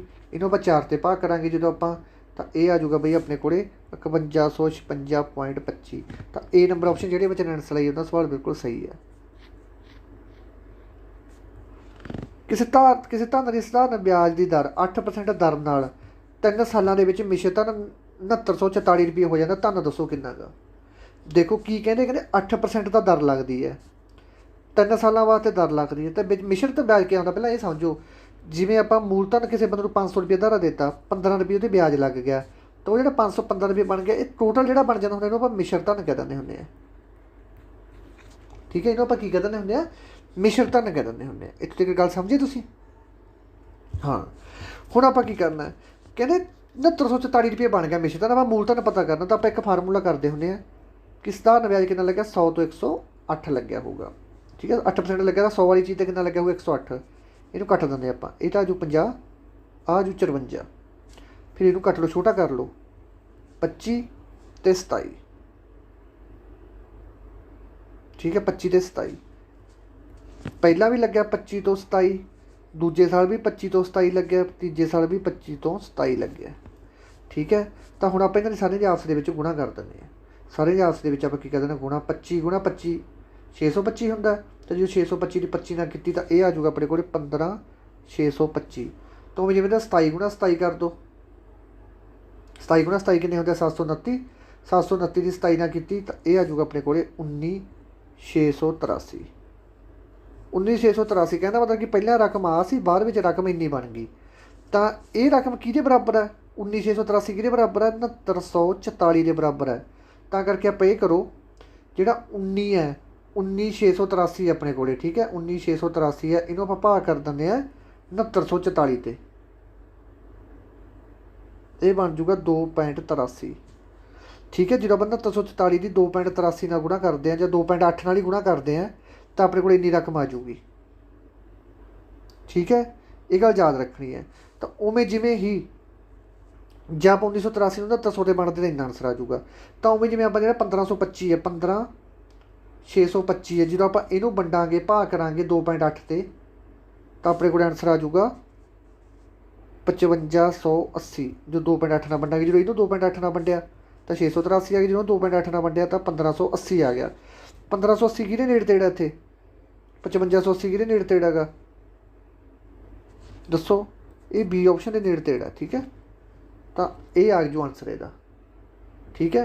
ਇਹ ਨੇੜਲਾ ਲਾ ਲਿਆ ਕਰੋ ਪੁੱਤਰੋ, ਠੀਕ ਹੈ। ਜਿਵੇਂ ਇੱਧਰ ਆ ਗਏ 15625, ਇੱਧਰ ਆਹ ਰਕਮ ਦੀ ਵੈਲੂ ਇੰਨੀ ਸੀ, ਇੱਥੇ ਆਪਾਂ ਵੰਡ ਕੇ ਦੇਖ ਲਿਆ ਕਿੰਨੇ ਦਾ ਵੰਡ ਕੇ ਕਿੰਨੇ ਦਾ ਵੱਡਿਆ ਜਾਂਦਾ, 2.83 ਦਾ ਵੰਡਿਆ। ਕਹਿੰਦਾ ਮਤਲਬ ਕਿ ਜੇ ਮੈਂ 2.8 ਨਾਲ ਗੁਣਾ ਕਰਦਾ ਇੰਨਾ ਆਨਸਰ ਆ ਜਾਂਦਾ। ਤਾਂ ਜੇ ਮੈਂ ਇਹਨੂੰ ਵੰਡ ਕੇ ਦੇਖ ਲਿਆ 9.8 ਨਾਲ, ਠੀਕ ਹੈ ਨਾ। ਇਹ ਪ੍ਰੈਕਟਿਸ ਨਾਲ ਨਿਕਲਣੀਆਂ ਚੀਜ਼ਾਂ ਇਹ ਜਿਹੀਆਂ। ਇਹ ਕਿਸੇ ਕੰਮ ਨੂੰ 9 ਦਿਨਾਂ 'ਚ ਪੂਰਾ ਕਰਦਾ, 9 ਦਿਨਾਂ 'ਚ ਸਮਾਪਤ ਕਰ ਦਿੰਦਾ। ਜਿਹੜਾ ਬੀ ਹੈਗਾ ਨਾ, ਏ ਨਾਲੋਂ 50% ਅਧਿਕ ਹੈ। ਜਿਹੜਾ ਬੀ ਹੈਗਾ ਉਹ ਏ ਨਾਲੋਂ 50% ਅਧਿਕ ਤੇਜ਼ ਹੈਗਾ। ਕਹਿੰਦਾ ਮਤਲਬ ਕਿ 3 ਰੇਸ਼ੋ ਕੰਮ ਕਰਦਾ, 2 ਰੇਸ਼ੋ ਕੰਮ ਕਰਦਾ। ਇਹ ਕਿਸੇ ਕੰਮ ਨੂੰ 9 ਦਿਨਾਂ 'ਚ ਨਿਬੇੜ ਦਿੰਦਾ। ਕਹਿੰਦਾ ਮਤਲਬ ਕਿ ਇੱਕ ਦਿਨ 'ਚ ਕਿੰਨੇ ਕੰਮ ਕਰਦਾ ਇਹ, ਇੱਕ ਦਿਨ 'ਚ ਕਿੰਨੇ ਇੱਟਾਂ ਚੱਕਦਾ, 3 ਇੱਟਾਂ ਚੱਕਦਾ। 9 ਦਿਨਾਂ ਦੇ ਵਿੱਚ ਕੰਮ ਨਿਬੇੜ ਲੈਂਦਾ, ਠੀਕ ਹੈ। ਇੱਕ ਦਿਨ 'ਚ 3 ਇੱਟਾਂ ਚੱਕਦਾ ਹੈਗਾ, ਤਾਂ 9 ਤੇ ਟੋਟਲ ਕਿੰਨੀਆਂ ਇੱਟਾਂ ਹੋ ਗਈਆਂ ਸਾਰੀਆਂ, ਦੱਸੋ ਜੀ, ਠੀਕ ਹੈ ਜੀ। ਇੱਕ ਮਿੰਟ ਦੁਬਾਰਾ ਲਿਖਣ ਦਿਓ, ਇੱਕ ਮਿੰਟ। ਬੀ ਹੈ ਜਿਹੜਾ ਉਹ ਏ ਨਾਲੋਂ 50% ਕੁਸ਼ਲ, ਕਹਿੰਦਾ ਉਹਦਾ 100 ਹੋਊਗਾ। ਆਹ 3 ਹਿੱਸੇ ਕੰਮ ਕਰਦਾ, ਆਹ 2 ਹਿੱਸੇ ਕੰਮ ਕਰਦਾ, ਠੀਕ ਹੈ। ਆਹ ਕਿੰਨੇ ਦਿਨਾਂ 'ਚ ਕੰਮ ਕਰਦਾ, ਇਹ 9 ਦਿਨਾਂ 'ਚ ਕੰਮ ਨਿਬੇੜ ਦਿੰਦਾ ਹੈਗਾ, ਠੀਕ ਹੈ। 9 ਦਿਨਾਂ 'ਚ ਕੰਮ ਨਿਬੇੜ ਦਿੰਦਾ। ਕਹਿੰਦਾ ਮਤਲਬ ਕਿ 3 ਦਿਨਾਂ ਦੇ ਵਿੱਚ ਕਿੰਨਾ ਕੰਮ ਕਰਦਾ ਹੈ, 9 ਦਿਨਾਂ 'ਚ ਨਿਬੇੜ ਦਿੰਦਾ ਹੈਗਾ, 3 ਕੰਮ ਕਰਦਾ। ਅਤੇ ਆਹ ਜਦੋਂ ਇੰਨਾ ਕੰਮ ਕਿੰਨੇ ਦਿਨਾਂ 'ਚ ਕਰੂਗਾ, 6 ਦਿਨਾਂ ਦੇ ਵਿੱਚ। ਤਾਂ ਬੀ ਨੰਬਰ ਆਪਸ਼ਨ ਬਿਲਕੁਲ ਸਹੀ ਆਨਸਰ ਆ ਜਾਊਗਾ, ਠੀਕ ਹੈ। ਇਹ ਗੱਲ ਯਾਦ ਰੱਖਣੀ ਹੈ। ਆਹ 3 ਹਿੱਸੇ ਕੰਮ ਕਰਦਾ, 2 ਹਿੱਸੇ ਕੰਮ ਕਰਦਾ। ਆਹ 3 ਦਿਨਾਂ ਦੇ ਵਿੱਚ ਕਿੰਨੇ ਕੰਮ ਕਰਦਾ ਹੋਊਗਾ, ਫਿਰ ਇੱਕ ਦਿਨ 'ਚ ਕਿੰਨੇ ਕੰਮ ਕਰਦਾ ਹੋਊ, 3 ਯੂਨਿਟ ਕੰਮ ਹੀ ਕਰਦਾ ਹੋਊਗਾ। ਫਿਰ ਇੱਕ 3 ਕਰਕੇ 9 ਦਿਨਾਂ ਦੇ ਵਿੱਚ ਮਿਲਦਾ, 30 9, ਤਾਂ 2 3 ਕਰ ਦਿਓ, ਠੀਕ ਹੈ। 3 ਦੂਣੀ 6, ਤਾਂ ਇਸ ਤਰ੍ਹਾਂ ਆਨਸਰ ਆ ਜਾਊਗਾ। ਇਸ ਤੋਂ ਬਾਅਦ ਇਹ ਵੀ ਸੀ ਕਿਸੇ ਕੰਮ ਨੂੰ 4 ਘੰਟੇ, 6 ਘੰਟੇ, 12 ਘੰਟੇ ਦੇ ਵਿੱਚ ਕੰਮ ਪੂਰਾ ਕਰਦਾ। ਤਿੰਨੋਂ ਮਿਲ ਕੇ ਕੰਮ ਨੂੰ ਕਿੰਨੇ ਦਿਨਾਂ 'ਚ ਪੂਰਾ ਕਰਨਗੇ, 1/4, 1/6 ਪਲੱਸ 1/12। ਇਹ ਚੀਜ਼ ਕਰ ਲਿਓ, ਬਾਕੀ ਤੁਸੀਂ ਆਪਦੇ ਆਪ ਹੱਲ ਕਰਨਾ ਗਾ, ਠੀਕ ਹੈ। ਅਤੇ ਆਨਸਰ ਤੁਹਾਨੂੰ ਦੱਸ ਦੇਣਾ ਇਹਦਾ ਕੀ ਆ ਰਿਹਾ ਹੈਗਾ। ਆਨਸਰ ਏ ਨੰਬਰ ਆਪਸ਼ਨ ਆ ਰਿਹਾ ਇਹਦਾ, ਦੇਖ ਲਿਓ। ਜਿਹੜੇ ਬੱਚਿਆਂ ਦਾ 2 ਨੰਬਰ ਆਨਸਰ ਹੈ ਉਹ ਬਿਲਕੁਲ ਸਹੀ ਹੈਗਾ, ਜੋੜ ਨਹੀਂ ਹੈਗਾ। ਚਲ ਤੁਹਾਨੂੰ ਕਰਵਾਈ ਦਿੰਦਾ ਯਾਰ, ਫਿਰ ਤੁਹਾਨੂੰ ਫੇਰ ਨਹੀਂ ਆਉਣਾ, ਠੀਕ ਹੈ। LCM ਕਰ ਲਿਓ, 2 3 6,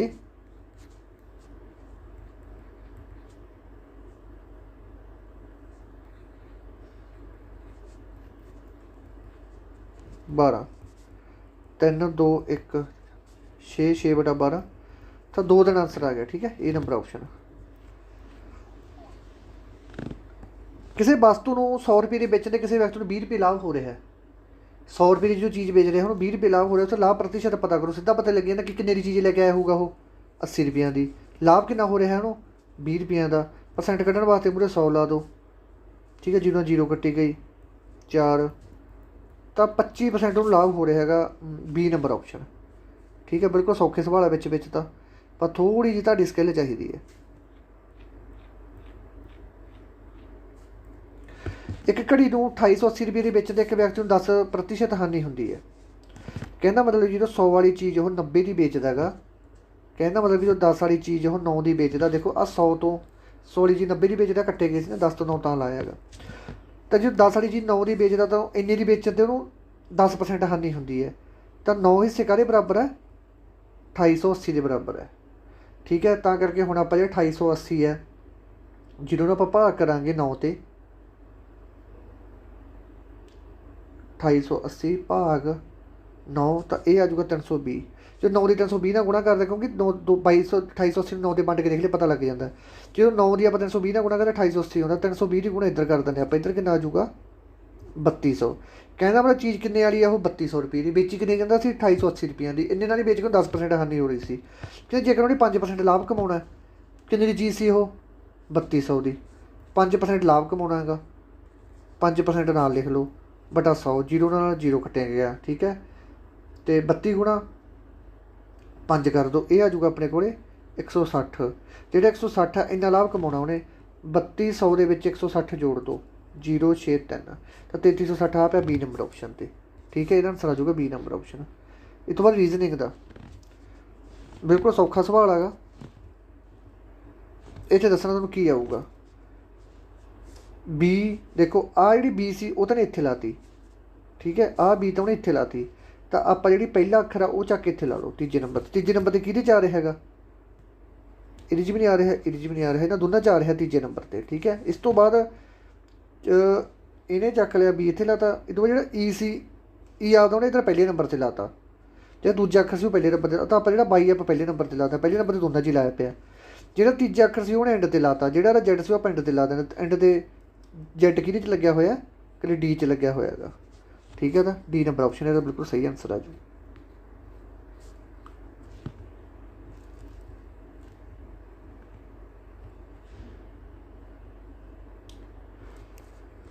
ਇਸ ਤੋਂ ਬਾਅਦ ਆਲ ਬੇਸਿਸ ਆਰ ਫਲਾਵਰ, ਜਿਹੜੇ ਸਾਰੇ ਬੇਸਿਸ ਹੈ ਕੀ ਹੈ, ਉਹ ਹੈਗੇ ਫਲਾਵਰ ਹੈਗੇ। ਠੀਕ ਹੈ, ਨੋ ਫਲਾਵਰ ਆਰ ਪਲਾਂਟ, ਕੋਈ ਵੀ ਜਿਹੜਾ ਫਲਾਵਰ ਹੈਗਾ ਉਹ ਪਲਾਂਟ ਨਹੀਂ ਹੈਗਾ। ਠੀਕ ਹੈ, ਇਹ ਗੱਲ ਕਹਿਤੀ। ਕਹਿੰਦੇ ਨੋ ਬੇਸ ਇਜ ਪਲਾਂਟ, ਕਹਿੰਦੇ ਕੋਈ ਵੀ ਬੇਸ ਹੈ ਜਿਹੜਾ ਪਲਾਂਟ ਨਹੀਂ ਹੈਗਾ, ਨਹੀਂ ਹੈਗਾ ਕਿਉਂਕਿ ਜਦੋਂ ਫਲਾਵਰ ਹੀ ਨਹੀਂ ਹੈਗਾ, ਜਦੋਂ ਆਹ ਹਿੱਸਾ ਹੀ ਨਹੀਂ ਹੈਗਾ, ਕਿਉਂਕਿ ਫਲਾਵਰ ਦੇ ਵਿੱਚ ਹੀ ਤਾਂ ਬੇਸ ਹੈ। ਜਦੋਂ ਫਲਾਵਰ ਹੀ ਪਲਾਂਟ ਦਾ ਹਿੱਸਾ ਹੈ ਨਹੀਂ ਤਾਂ ਇਹ ਕਿਵੇਂ ਹਿੱਸਾ ਹੋ ਜਾਊਗਾ। ਕਹਿੰਦੇ ਕੋਈ ਵੀ ਬੇਸ ਹੈ ਜਿਹੜਾ ਉਹ ਪਲਾਂਟ ਨਹੀਂ ਹੈਗਾ, ਨਹੀਂ ਹੈਗਾ। ਬਿਲਕੁਲ ਸਹੀ ਗੱਲ ਕਹੀ ਇਹਨਾਂ ਨੇ। ਨੰਬਰ 2 ਤੇ ਸਮ ਪਲਾਂਟ ਆਰ ਬੇਸਿਸ, ਕਹਿੰਦੇ ਸਮ ਪਲਾਂਟ ਆ ਜਿਹੜੇ ਬੇਸਿਸ ਹੈਗੇ, ਕਿਉਂ ਨਹੀਂ ਹੈਗੇ, ਕਿਉਂਕਿ ਉਹ ਫਲਾਵਰ ਹੀ ਨਹੀਂ ਹੈਗਾ ਉਹਦਾ ਹਿੱਸਾ। ਜਦੋਂ ਤਾਂ ਹੀ ਕਹਿੰਦਾ ਕਿ ਨੋ ਫਲਾਵਰੇਜ ਪਲਾਂਟ, ਕੋਈ ਫਲਾਵਰ ਜਿਹੜਾ ਪਲਾਂਟ ਨਹੀਂ ਹੈਗਾ, ਤਾਂ ਜਿਹੜੇ ਵਿਚਲੀ ਚੀਜ਼ ਉਹਨਾਂ ਦਾ ਕੋਈ ਸੰਬੰਧ ਹੀ ਨਹੀਂ ਹੈਗਾ। ਤਾਂ ਸਿਰਫ ਅਤੇ ਸਿਰਫ ਆਪਣੀ ਪਹਿਲੀ ਹੈ ਜਿਹੜੀ ਕੰਡੀਸ਼ਨ ਉਹੀ ਫੋਲੋ ਕਰ ਰਹੀ ਹੈ, ਹੋਰ ਕੋਈ ਵੀ ਕੰਡੀਸ਼ਨ ਫੋਲੋ ਨਹੀਂ ਕਰ ਰਹੀ। ਠੀਕ ਹੈ ਜੀ, ਤਾਂ ਹੁਣ ਚੱਲ ਬਿਲਕੁਲ ਸੌਖੇ ਸਵਾਲ ਹੈ ਇਹ। ਕਹਿੰਦੇ ਪ੍ਰੋਸਪਰਟੀ, ਠੀਕ ਹੈ, ਪ੍ਰੋਸਪਰਟੀ ਨੂੰ ਜੋੜ ਕੇ ਇਹਨਾਂ ਦੇ ਵਿੱਚੋਂ ਕਿਹੜਾ ਅੱਖਰ ਨਹੀਂ ਬਣਾਇਆ ਜਾ ਸਕਦਾ। ਇਹ ਗੱਲ ਕਹਿੰਦੇ ਇਹਨਾਂ ਦੇ ਵਿੱਚ ਕਿਹੜਾ ਅੱਖਰ ਨਹੀਂ ਬਣਾਇਆ ਜਾ ਸਕਦਾ। ਦੇਖੋ PROPERT ਭਾਈ ਆਹ ਬਣਾਇਆ ਜਾ ਸਕਦਾ ਹੈਗਾ, ਕਿਉਂਕਿ ਆਹ ਸਾਰੇ ਅੱਖਰ ਪਏ ਇਹਦੇ 'ਚ। ਹਾਂ, 2 ਪੀਆਂ TOPPERS, ਕਿਹੜਾ ਨਹੀਂ ਬਣਾਇਆ ਜਾ ਸਕਦਾ। ਆ ਵੀ ਬਣਾਇਆ ਜਾ ਸਕਦਾ ਹੈਗਾ, TO 2 ਪੀਆਂ ਪੰਗਾਂ ਗਈਆਂ, ਉਹੀ ਅੱਖਰ ਦੇਖਣੇ ਕਿ ਉਹ ਅੱਖਰ ਇਹ 'ਚ ਮੈਚ ਆ ਰਹੇ ਨੇ। ERS ਇਹ ਵੀ ਬਣਾਇਆ ਜਾ ਸਕਦਾ। REPORTS ਇਹ ਵੀ ਬਣਾਇਆ ਜਾ ਸਕਦਾ ਹੈਗਾ। 2 ਐਸਾਂ ਪੰਗਾਂ ਗਈਆਂ, 2 ਐਸਾਂ ਹੈ ਨਹੀਂ ਇਹਦੇ 'ਚ, ਤਾਂ ਡੀ ਆਪਸ਼ਨ ਹੀ ਬਣਾਇਆ ਜਾ ਸਕਦਾ। ਠੀਕ ਹੈ, ਇਹ ਗੱਲ ਯਾਦ ਰੱਖਣੀ ਹੈ।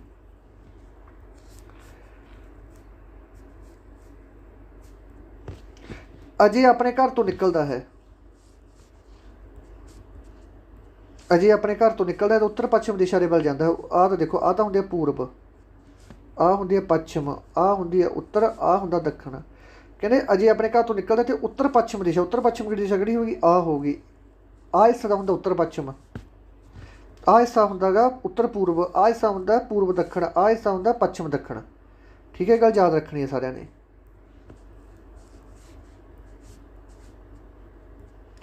ਇੱਕ ਬੰਦਾ ਆਪਣੇ ਘਰ ਤੋਂ ਨਿਕਲਦੇ ਤਾਂ ਉੱਤਰ ਪੱਛਮ ਦਿਸ਼ਾ ਵੱਲ ਜਾਂਦਾ ਹੈ। ਠੀਕ ਹੈ ਜੀ, ਵਗ ਗਿਆ ਉੱਤਰ ਪੱਛਮ ਦਿਸ਼ਾ ਵੱਲ, ਉੱਤਰ ਪੱਛਮ ਦਿਸ਼ਾ ਵੱਲ 30 ਕਿਲੋਮੀਟਰ ਜਾਂਦਾ ਹੈ, ਵਗ ਗਿਆ, ਸਮਝ ਗਏ। ਉਸ ਤੋਂ ਬਾਅਦ ਫਿਰ ਉਹ ਦੱਖਣ ਪੱਛਮ ਦਿਸ਼ਾ ਵੱਲ 30 ਕਿਲੋਮੀਟਰ ਜਾਂਦਾ। ਦੱਖਣ ਪੱਛਮ ਕਿਹੜੀ ਹੋ ਗਈ, ਦੱਖਣ ਪੱਛਮ ਹੋ ਗਈ ਆਹ। ਇਸ ਤੋਂ ਬਾਅਦ ਉਹ ਇੱਧਰ ਜਾਂਦਾ 30 ਕਿਲੋਮੀਟਰ ਦੱਖਣ ਪੱਛਮ ਦੇ ਵਿੱਚ। ਠੀਕ ਹੈ, ਠੀਕ ਹੈ। ਇਸ ਤੋਂ ਬਾਅਦ ਉਹ ਦੱਖਣ ਪੂਰਬ ਕਿੱਧਰ ਹੋ ਗਿਆ, ਦੱਖਣ ਪੂਰਬ ਆ ਹੋ ਗਿਆ, ਇੱਧਰ ਵਗ ਜਾਂਦਾ 30 ਕਿਲੋਮੀਟਰ। ਠੀਕ ਹੈ, ਅਤੇ ਉਹ ਕਿਸ ਦਿਸ਼ਾ ਵੱਲ ਜਾ ਰਿਹਾ ਹੁਣ, ਤਾਂ ਉਹ ਭਾਈ ਆਹ ਦਿਸ਼ਾ ਵੱਲ ਜਾ ਰਿਹਾ। ਇਹ ਦਿਸ਼ਾ ਕਿਹੜੀ ਹੈ ਭਾਈ, ਸਾਊਥ ਈਸਟ, ਤਾਂ ਡੀ ਨੰਬਰ ਆਪਸ਼ਨ ਇਹਦਾ ਆਨਸਰ ਆ ਜਾਊਗਾ। ਠੀਕ ਹੈ, ਇਹ ਨੌਰਥ ਕਹਿ ਰਹੇ ਨੇ, ਨੌਰਥ ਨਹੀਂ ਆਊਗਾ।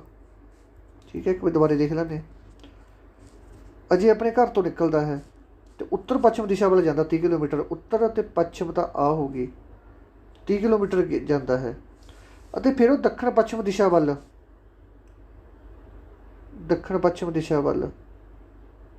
ਮੁੜ ਜਾਂਦਾ ਹੈ, ਇੱਧਰ ਮੁੜ ਕੇ ਦੱਖਣ ਪੱਛਮ ਦਿਸ਼ਾ ਵੱਲ 30 ਕਿਲੋਮੀਟਰ। ਇਸ ਤੋਂ ਬਾਅਦ ਉਹ ਦੱਖਣ ਪੂਰਬ ਵੱਲ 30 ਕਿਲੋਮੀਟਰ ਮੁੜ ਜਾਂਦਾ ਹੈ ਅਤੇ ਫਿਰ ਆਪਣੇ ਘਰ ਵੱਲ ਮੁੜ ਜਾਂਦਾ ਹੈ। ਠੀਕ ਹੈ, ਫਿਰ ਆਪਣੇ ਘਰ ਵੱਲ ਮੁੜ ਜਾਂਦਾ, ਇਹ ਰਹਿ ਗਈ ਸੀ। ਫਿਰ ਆਪਣੇ ਘਰ ਵੱਲ ਮੁੜ ਜਾਂਦਾ ਹੈ, ਤਾਂ ਹੁਣ ਉਹ ਕਿਸ ਦਿਸ਼ਾ ਵੱਲ ਹੈ, ਤਾਂ ਭਾਈ ਹੁਣ ਉਹ ਕਿਸ ਦਿਸ਼ਾ ਵਿੱਚ ਜਾ ਰਿਹਾ ਹੈ, ਤਾਂ ਹੁਣ ਉਹ ਆਹ ਦਿਸ਼ਾ 'ਚ ਜਾ ਰਿਹਾ। ਇਹ ਦਿਸ਼ਾ ਕਿਹੜੀ ਹੈ, ਇਹ ਦਿਸ਼ਾ ਹੈਗੀ ਆਪਣੀ ਪੂਰਬ, ਅਤੇ ਆਹ ਹੈਗੀ ਸੀ ਉੱਤਰ। ਪੂਰਬ ਅਤੇ ਉੱਤਰ, ਉੱਤਰ ਨੂੰ ਆਪਾਂ ਕਹਿੰਦੇ ਹਾਂ ਨੌਰਥ, ਇਹਨੂੰ ਕਹਿੰਦੇ ਆਪਾਂ ਈਸਟ, ਤਾਂ ਬਿਲਕੁਲ ਸਹੀ ਹੈ। ਠੀਕ ਹੈ, ਉਹ ਨੌਰਥ ਅਤੇ ਈਸਟ, ਇਹ ਨੰਬਰ ਆਪਸ਼ਨ ਬਿਲਕੁਲ ਸਹੀ ਆਨਸਰ ਹੈ ਭਾਈ ਇਹਦਾ। ਆਹ ਲਾਈਨ ਰਹੇਗੀ ਥੱਲੇ, ਸਕਿਪ ਹੋ ਗਈ ਸੀ ਆਹ ਲਾਈਨ ਪੜ੍ਹਨ ਬੰਦੇ ਕੋਲ। ਠੀਕ ਹੈ, ਇਸ ਤੋਂ ਬਾਅਦ ਚੱਲਦੇ ਅੱਗੇ। ਵਿਦਿਆਰਥੀਆਂ ਦੀ ਇੱਕ ਲਾਈਨ ਦੇ ਵਿੱਚ ਮਣੀ ਸੱਜੇ ਤੋਂ 18ਵੇਂ ਨੰਬਰ 'ਤੇ, ਇੱਕ ਤਾਂ ਮਣੀ ਲਿਖ ਲਓ, ਇੱਕ ਰਵੀ ਲਿਖ ਲਓ। ਮਣੀ ਦਾ ਹੈਗਾ 18ਵੇਂ ਨੰਬਰ 'ਤੇ, ਤੇ ਰਵੀ ਹੈਗਾ 8ਵੇਂ ਨੰਬਰ ਤੇ। ਇਹ ਦੋਨੇ ਆਪਸ ਦੇ ਵਿੱਚ ਸਥਾਨ ਬਦਲ ਲੈਂਦੇ ਜਦੋਂ, ਤਾਂ ਰਵੀ ਦਾ ਸਥਾਨ ਕਿੰਨਾ ਹੋ ਜਾਂਦਾ, ਰਵੀ ਦਾ ਸਥਾਨ ਹੋ ਜਾਂਦਾ 16ਵਾਂ। ਰਵੀ ਦਾ ਸਥਾਨ 16ਵਾਂ ਹੋ ਜਾਂਦਾ। ਕਿ ਟੋਟਲ ਦੱਸੋ ਲਾਈਨ ਦੇ ਵਿੱਚ ਕਿੰਨੇ ਬੱਚੇ ਆ। ਟੋਟਲ ਦੱਸਣੇ ਜਦੋਂ ਪਤਾ ਕਿ ਇਹ ਚੀਜ਼ ਹੋਵੇ ਤਾਂ ਕ੍ਰੋਸ ਗੁਣਾ ਕਰਦੇ ਇਹਨਾਂ ਦੀ। 18 ਤੇ 16 ਕਿੰਨੇ ਹੁੰਦੇ ਆ,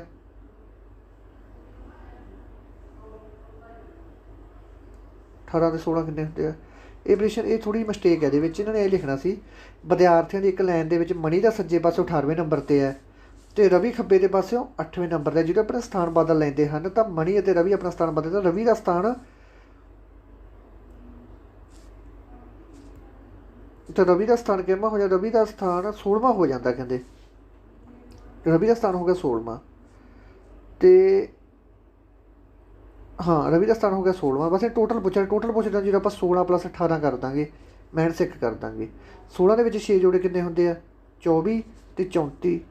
34 'ਚੋਂ ਕਿਹੜਾ 33 ਆਨਸਰ ਹੋਣਾ ਚਾਹੀਦਾ ਇਹਦਾ। ਠੀਕ ਹੈ, ਇਹ ਥੋੜ੍ਹੀ ਮਿਸਟੇਕ ਦਿੱਤੀ ਵੀ ਹੈ ਇਹਨਾਂ ਨੇ। ਰਵੀ ਦਾ ਨਾਂ ਨਹੀਂ ਲੈਣਾ ਸੀ ਇੱਥੇ, ਰਵੀ ਦਾ ਸਥਾਨ 16ਵਾਂ ਨਹੀਂ ਕਰਨਾ ਸੀ, ਜਾਂ 16ਵਾਂ ਸਥਾਨ ਕਰਨਾ ਸੀ ਇਹਦਾ।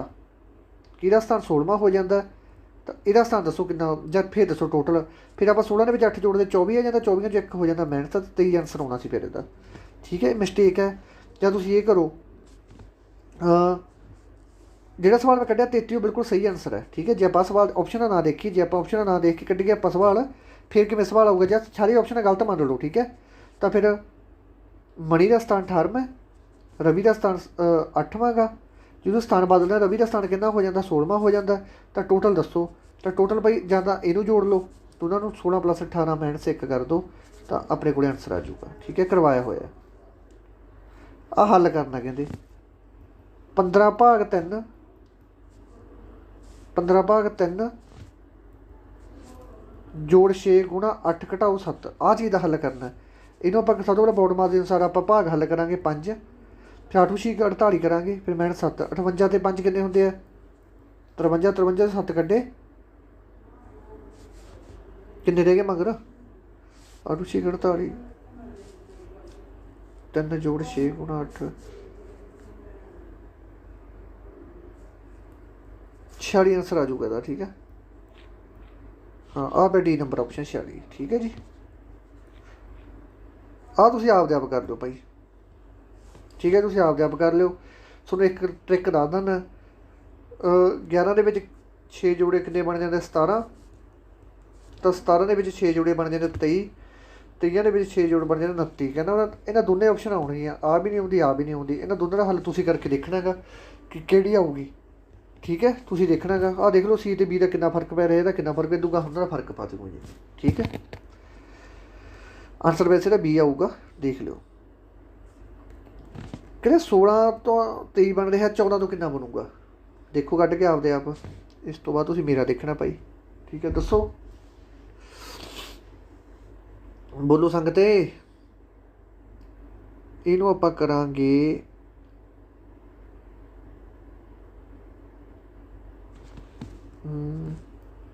8 ਦੂਣੀ 16, 8 ਤੀਆ 24, 24 -1 ਕਿੰਨਾ ਹੋ ਗਿਆ 23। 7 ਦੂਣੀ 14, 7 ਤੀਆ 21, 21 -1 ਆ ਗਿਆ 20। ਤਾਂ ਇਹਦਾ ਆਨਸਰ ਆ ਜਾਊਗਾ ਏ ਨੰਬਰ ਆਪਸ਼ਨ। ਜਿਹੜੇ ਬੱਚਿਆਂ ਨੇ ਏ ਨੰਬਰ ਆਪਸ਼ਨ ਲਾਇਆ ਉਹਨਾਂ ਦਾ ਸਵਾਲ ਬਿਲਕੁਲ ਸਹੀ ਹੈ। ਇਸ ਤੋਂ ਬਾਅਦ ਆ ਗਏ 1 ਤੇ।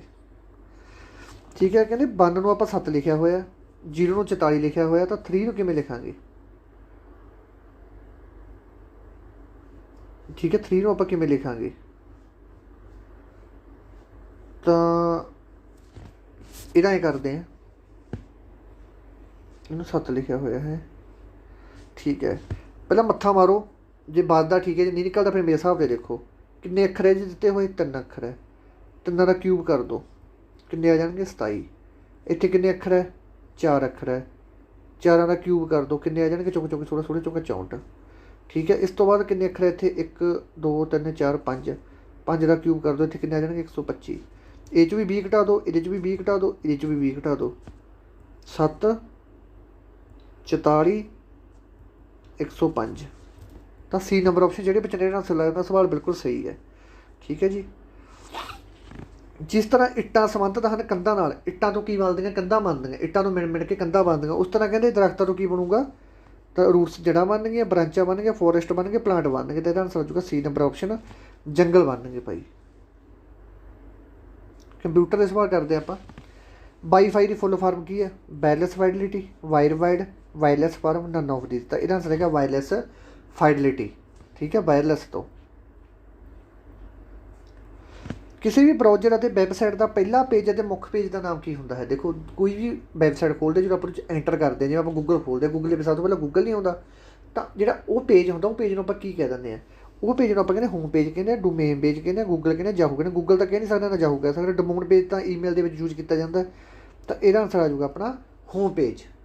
ਹੋਮ ਪੇਜ ਕਹਿ ਦਿੰਦੇ ਆ ਜਿਹੜੇ ਆਪਣੇ ਇਹ ਪੇਜ ਹੁੰਦੇ, ਵੈਬ ਪੇਜ। ਬਹੁਤ ਸਾਰੇ ਵੈਬ ਪੇਜਾਂ ਤੋਂ ਮਿਲ ਕੇ, ਬਹੁਤ ਸਾਰੇ ਵੈਬ ਪੇਜ ਤੋਂ ਮਿਲ ਕੇ ਕੀ ਬਣਦੀ ਹੈ? ਆਪਣੀ ਵੈਬਸਾਈਟ ਬਣਦੀ ਹੈ।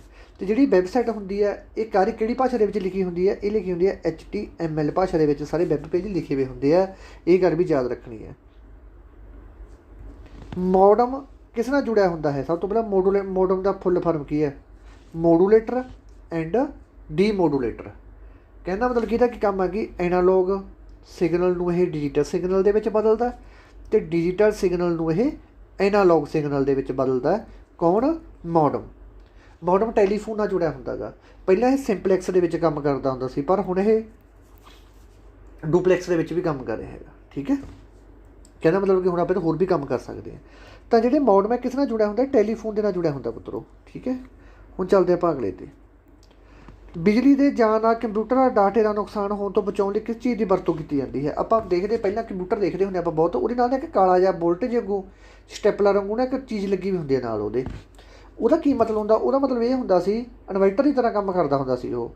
ਕਈ ਵਾਰੀ ਜਿਵੇਂ ਲਾਈਟ ਭੱਜ ਗਈ ਤਾਂ ਆਪਣੇ ਜਿਹੜਾ ਸਿਸਟਮ ਹੁੰਦਾ ਸੀ ਉਹ ਉੱਡ ਜਾਂਦਾ ਸੀ ਵਿੱਚੋਂ, ਜਿਹੜਾ ਕੋਈ ਆਪਾਂ ਕੰਮ ਕਰੀ ਜਾਂਦੇ, ਫਿਰ ਆਪਾਂ ਸ਼ੁਰੂ ਤੋਂ ਜਿਵੇਂ ਕਿ ਫਾਈਲ ਬਣਾਈ ਜਾਂਦੇ ਹਾਂ, ਤਾਂ ਉਹ ਵਿੱਚ ਦੀ ਕਈ ਵਾਰੀ ਡਿਲੀਟ ਹੋ ਜਾਂਦਾ ਸੀ ਆਪਣਾ ਕੰਮ। ਠੀਕ ਹੈ, ਤਾਂ ਉਸੇ ਕੰਮ ਵਾਸਤੇ ਇਹਨਾਂ ਨੇ ਇਹ ਕੰਮ ਕੀਤਾ ਸੀ। ਠੀਕ ਹੈ ਜੀ, ਠੀਕ ਹੈ ਜੀ। ਤਾਂ ਉਹ ਕੰਮ ਤੋਂ ਬਚਾਉਣ ਵਾਸਤੇ ਨਾ ਆਪਾਂ UPS ਦੀ ਵਰਤ ਕਰਦੇ ਹਾਂ। UPS ਦੀ ਫੁੱਲ ਫਾਰਮ ਦੇਖ ਲਓ ਕੀ ਹੁੰਦੀ ਹੈ। ਇਹਦੀ ਫੁੱਲ ਫਾਰਮ ਪੁੱਛ ਲੈਂਦਾ ਯੂਨਿਟ। ਠੀਕ ਹੈ, ਯੂਨਿਟ ਰੈਪਟੀਵਲ ਪਾਵਰ ਸਪਲਾਈ।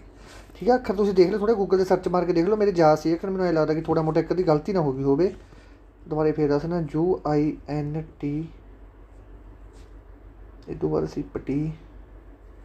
ਇੱਕ ਵਾਰ ਤੁਸੀਂ ਆਪ ਦੇਖ ਲਓ। ਠੀਕ ਹੈ, ਨਿਗਾਹ ਥਾਈ ਕੱਢ ਕੇ, ਕਿ ਮੈਨੂੰ ਮਿਸਟੇਕ ਨਾ ਹੋ ਗਈ ਹੋਵੇ। ਅਤੇ ਇਹ UPS ਦੀ ਵਰਤੋਂ ਕੀਤੀ ਜਾਂਦੀ ਹੁੰਦੀ ਸੀ ਉਦੋਂ। ਅਤੇ ਇਹ ਨਾ 4-5 ਮਿੰਟ ਲਾਈਟ ਦੇ ਦਿੰਦਾ ਸੀ ਕੰਪਿਊਟਰ ਨੂੰ। ਇਸ ਤੋਂ ਬਾਅਦ ਉਹਨੇ ਟਾਈਮ ਦੇ ਵਿੱਚ ਆਪਾਂ ਸ਼ਟ ਡਾਊਨ ਕਰ ਦਿੰਦੇ ਸੀ ਚੀਜ਼ ਸੇਵ ਕਰਕੇ। ਠੀਕ ਹੈ ਜੀ। ਸਲਾਈਡ ਸ਼ੋਅ ਲਈ ਫੰਕਸ਼ਨ ਕੀ MS ਪਾਵਰ ਪੁਆਇੰਟ ਦੇ ਵਿੱਚ ਸਲਾਈਡ ਸ਼ੋਅ ਵਾਸਤੇ ਕਿਹੜੀ ਫੰਕਸ਼ਨ ਕੀ ਦੀ ਵਰਤੋਂ ਕੀਤੀ ਜਾਂਦੀ ਹੈ?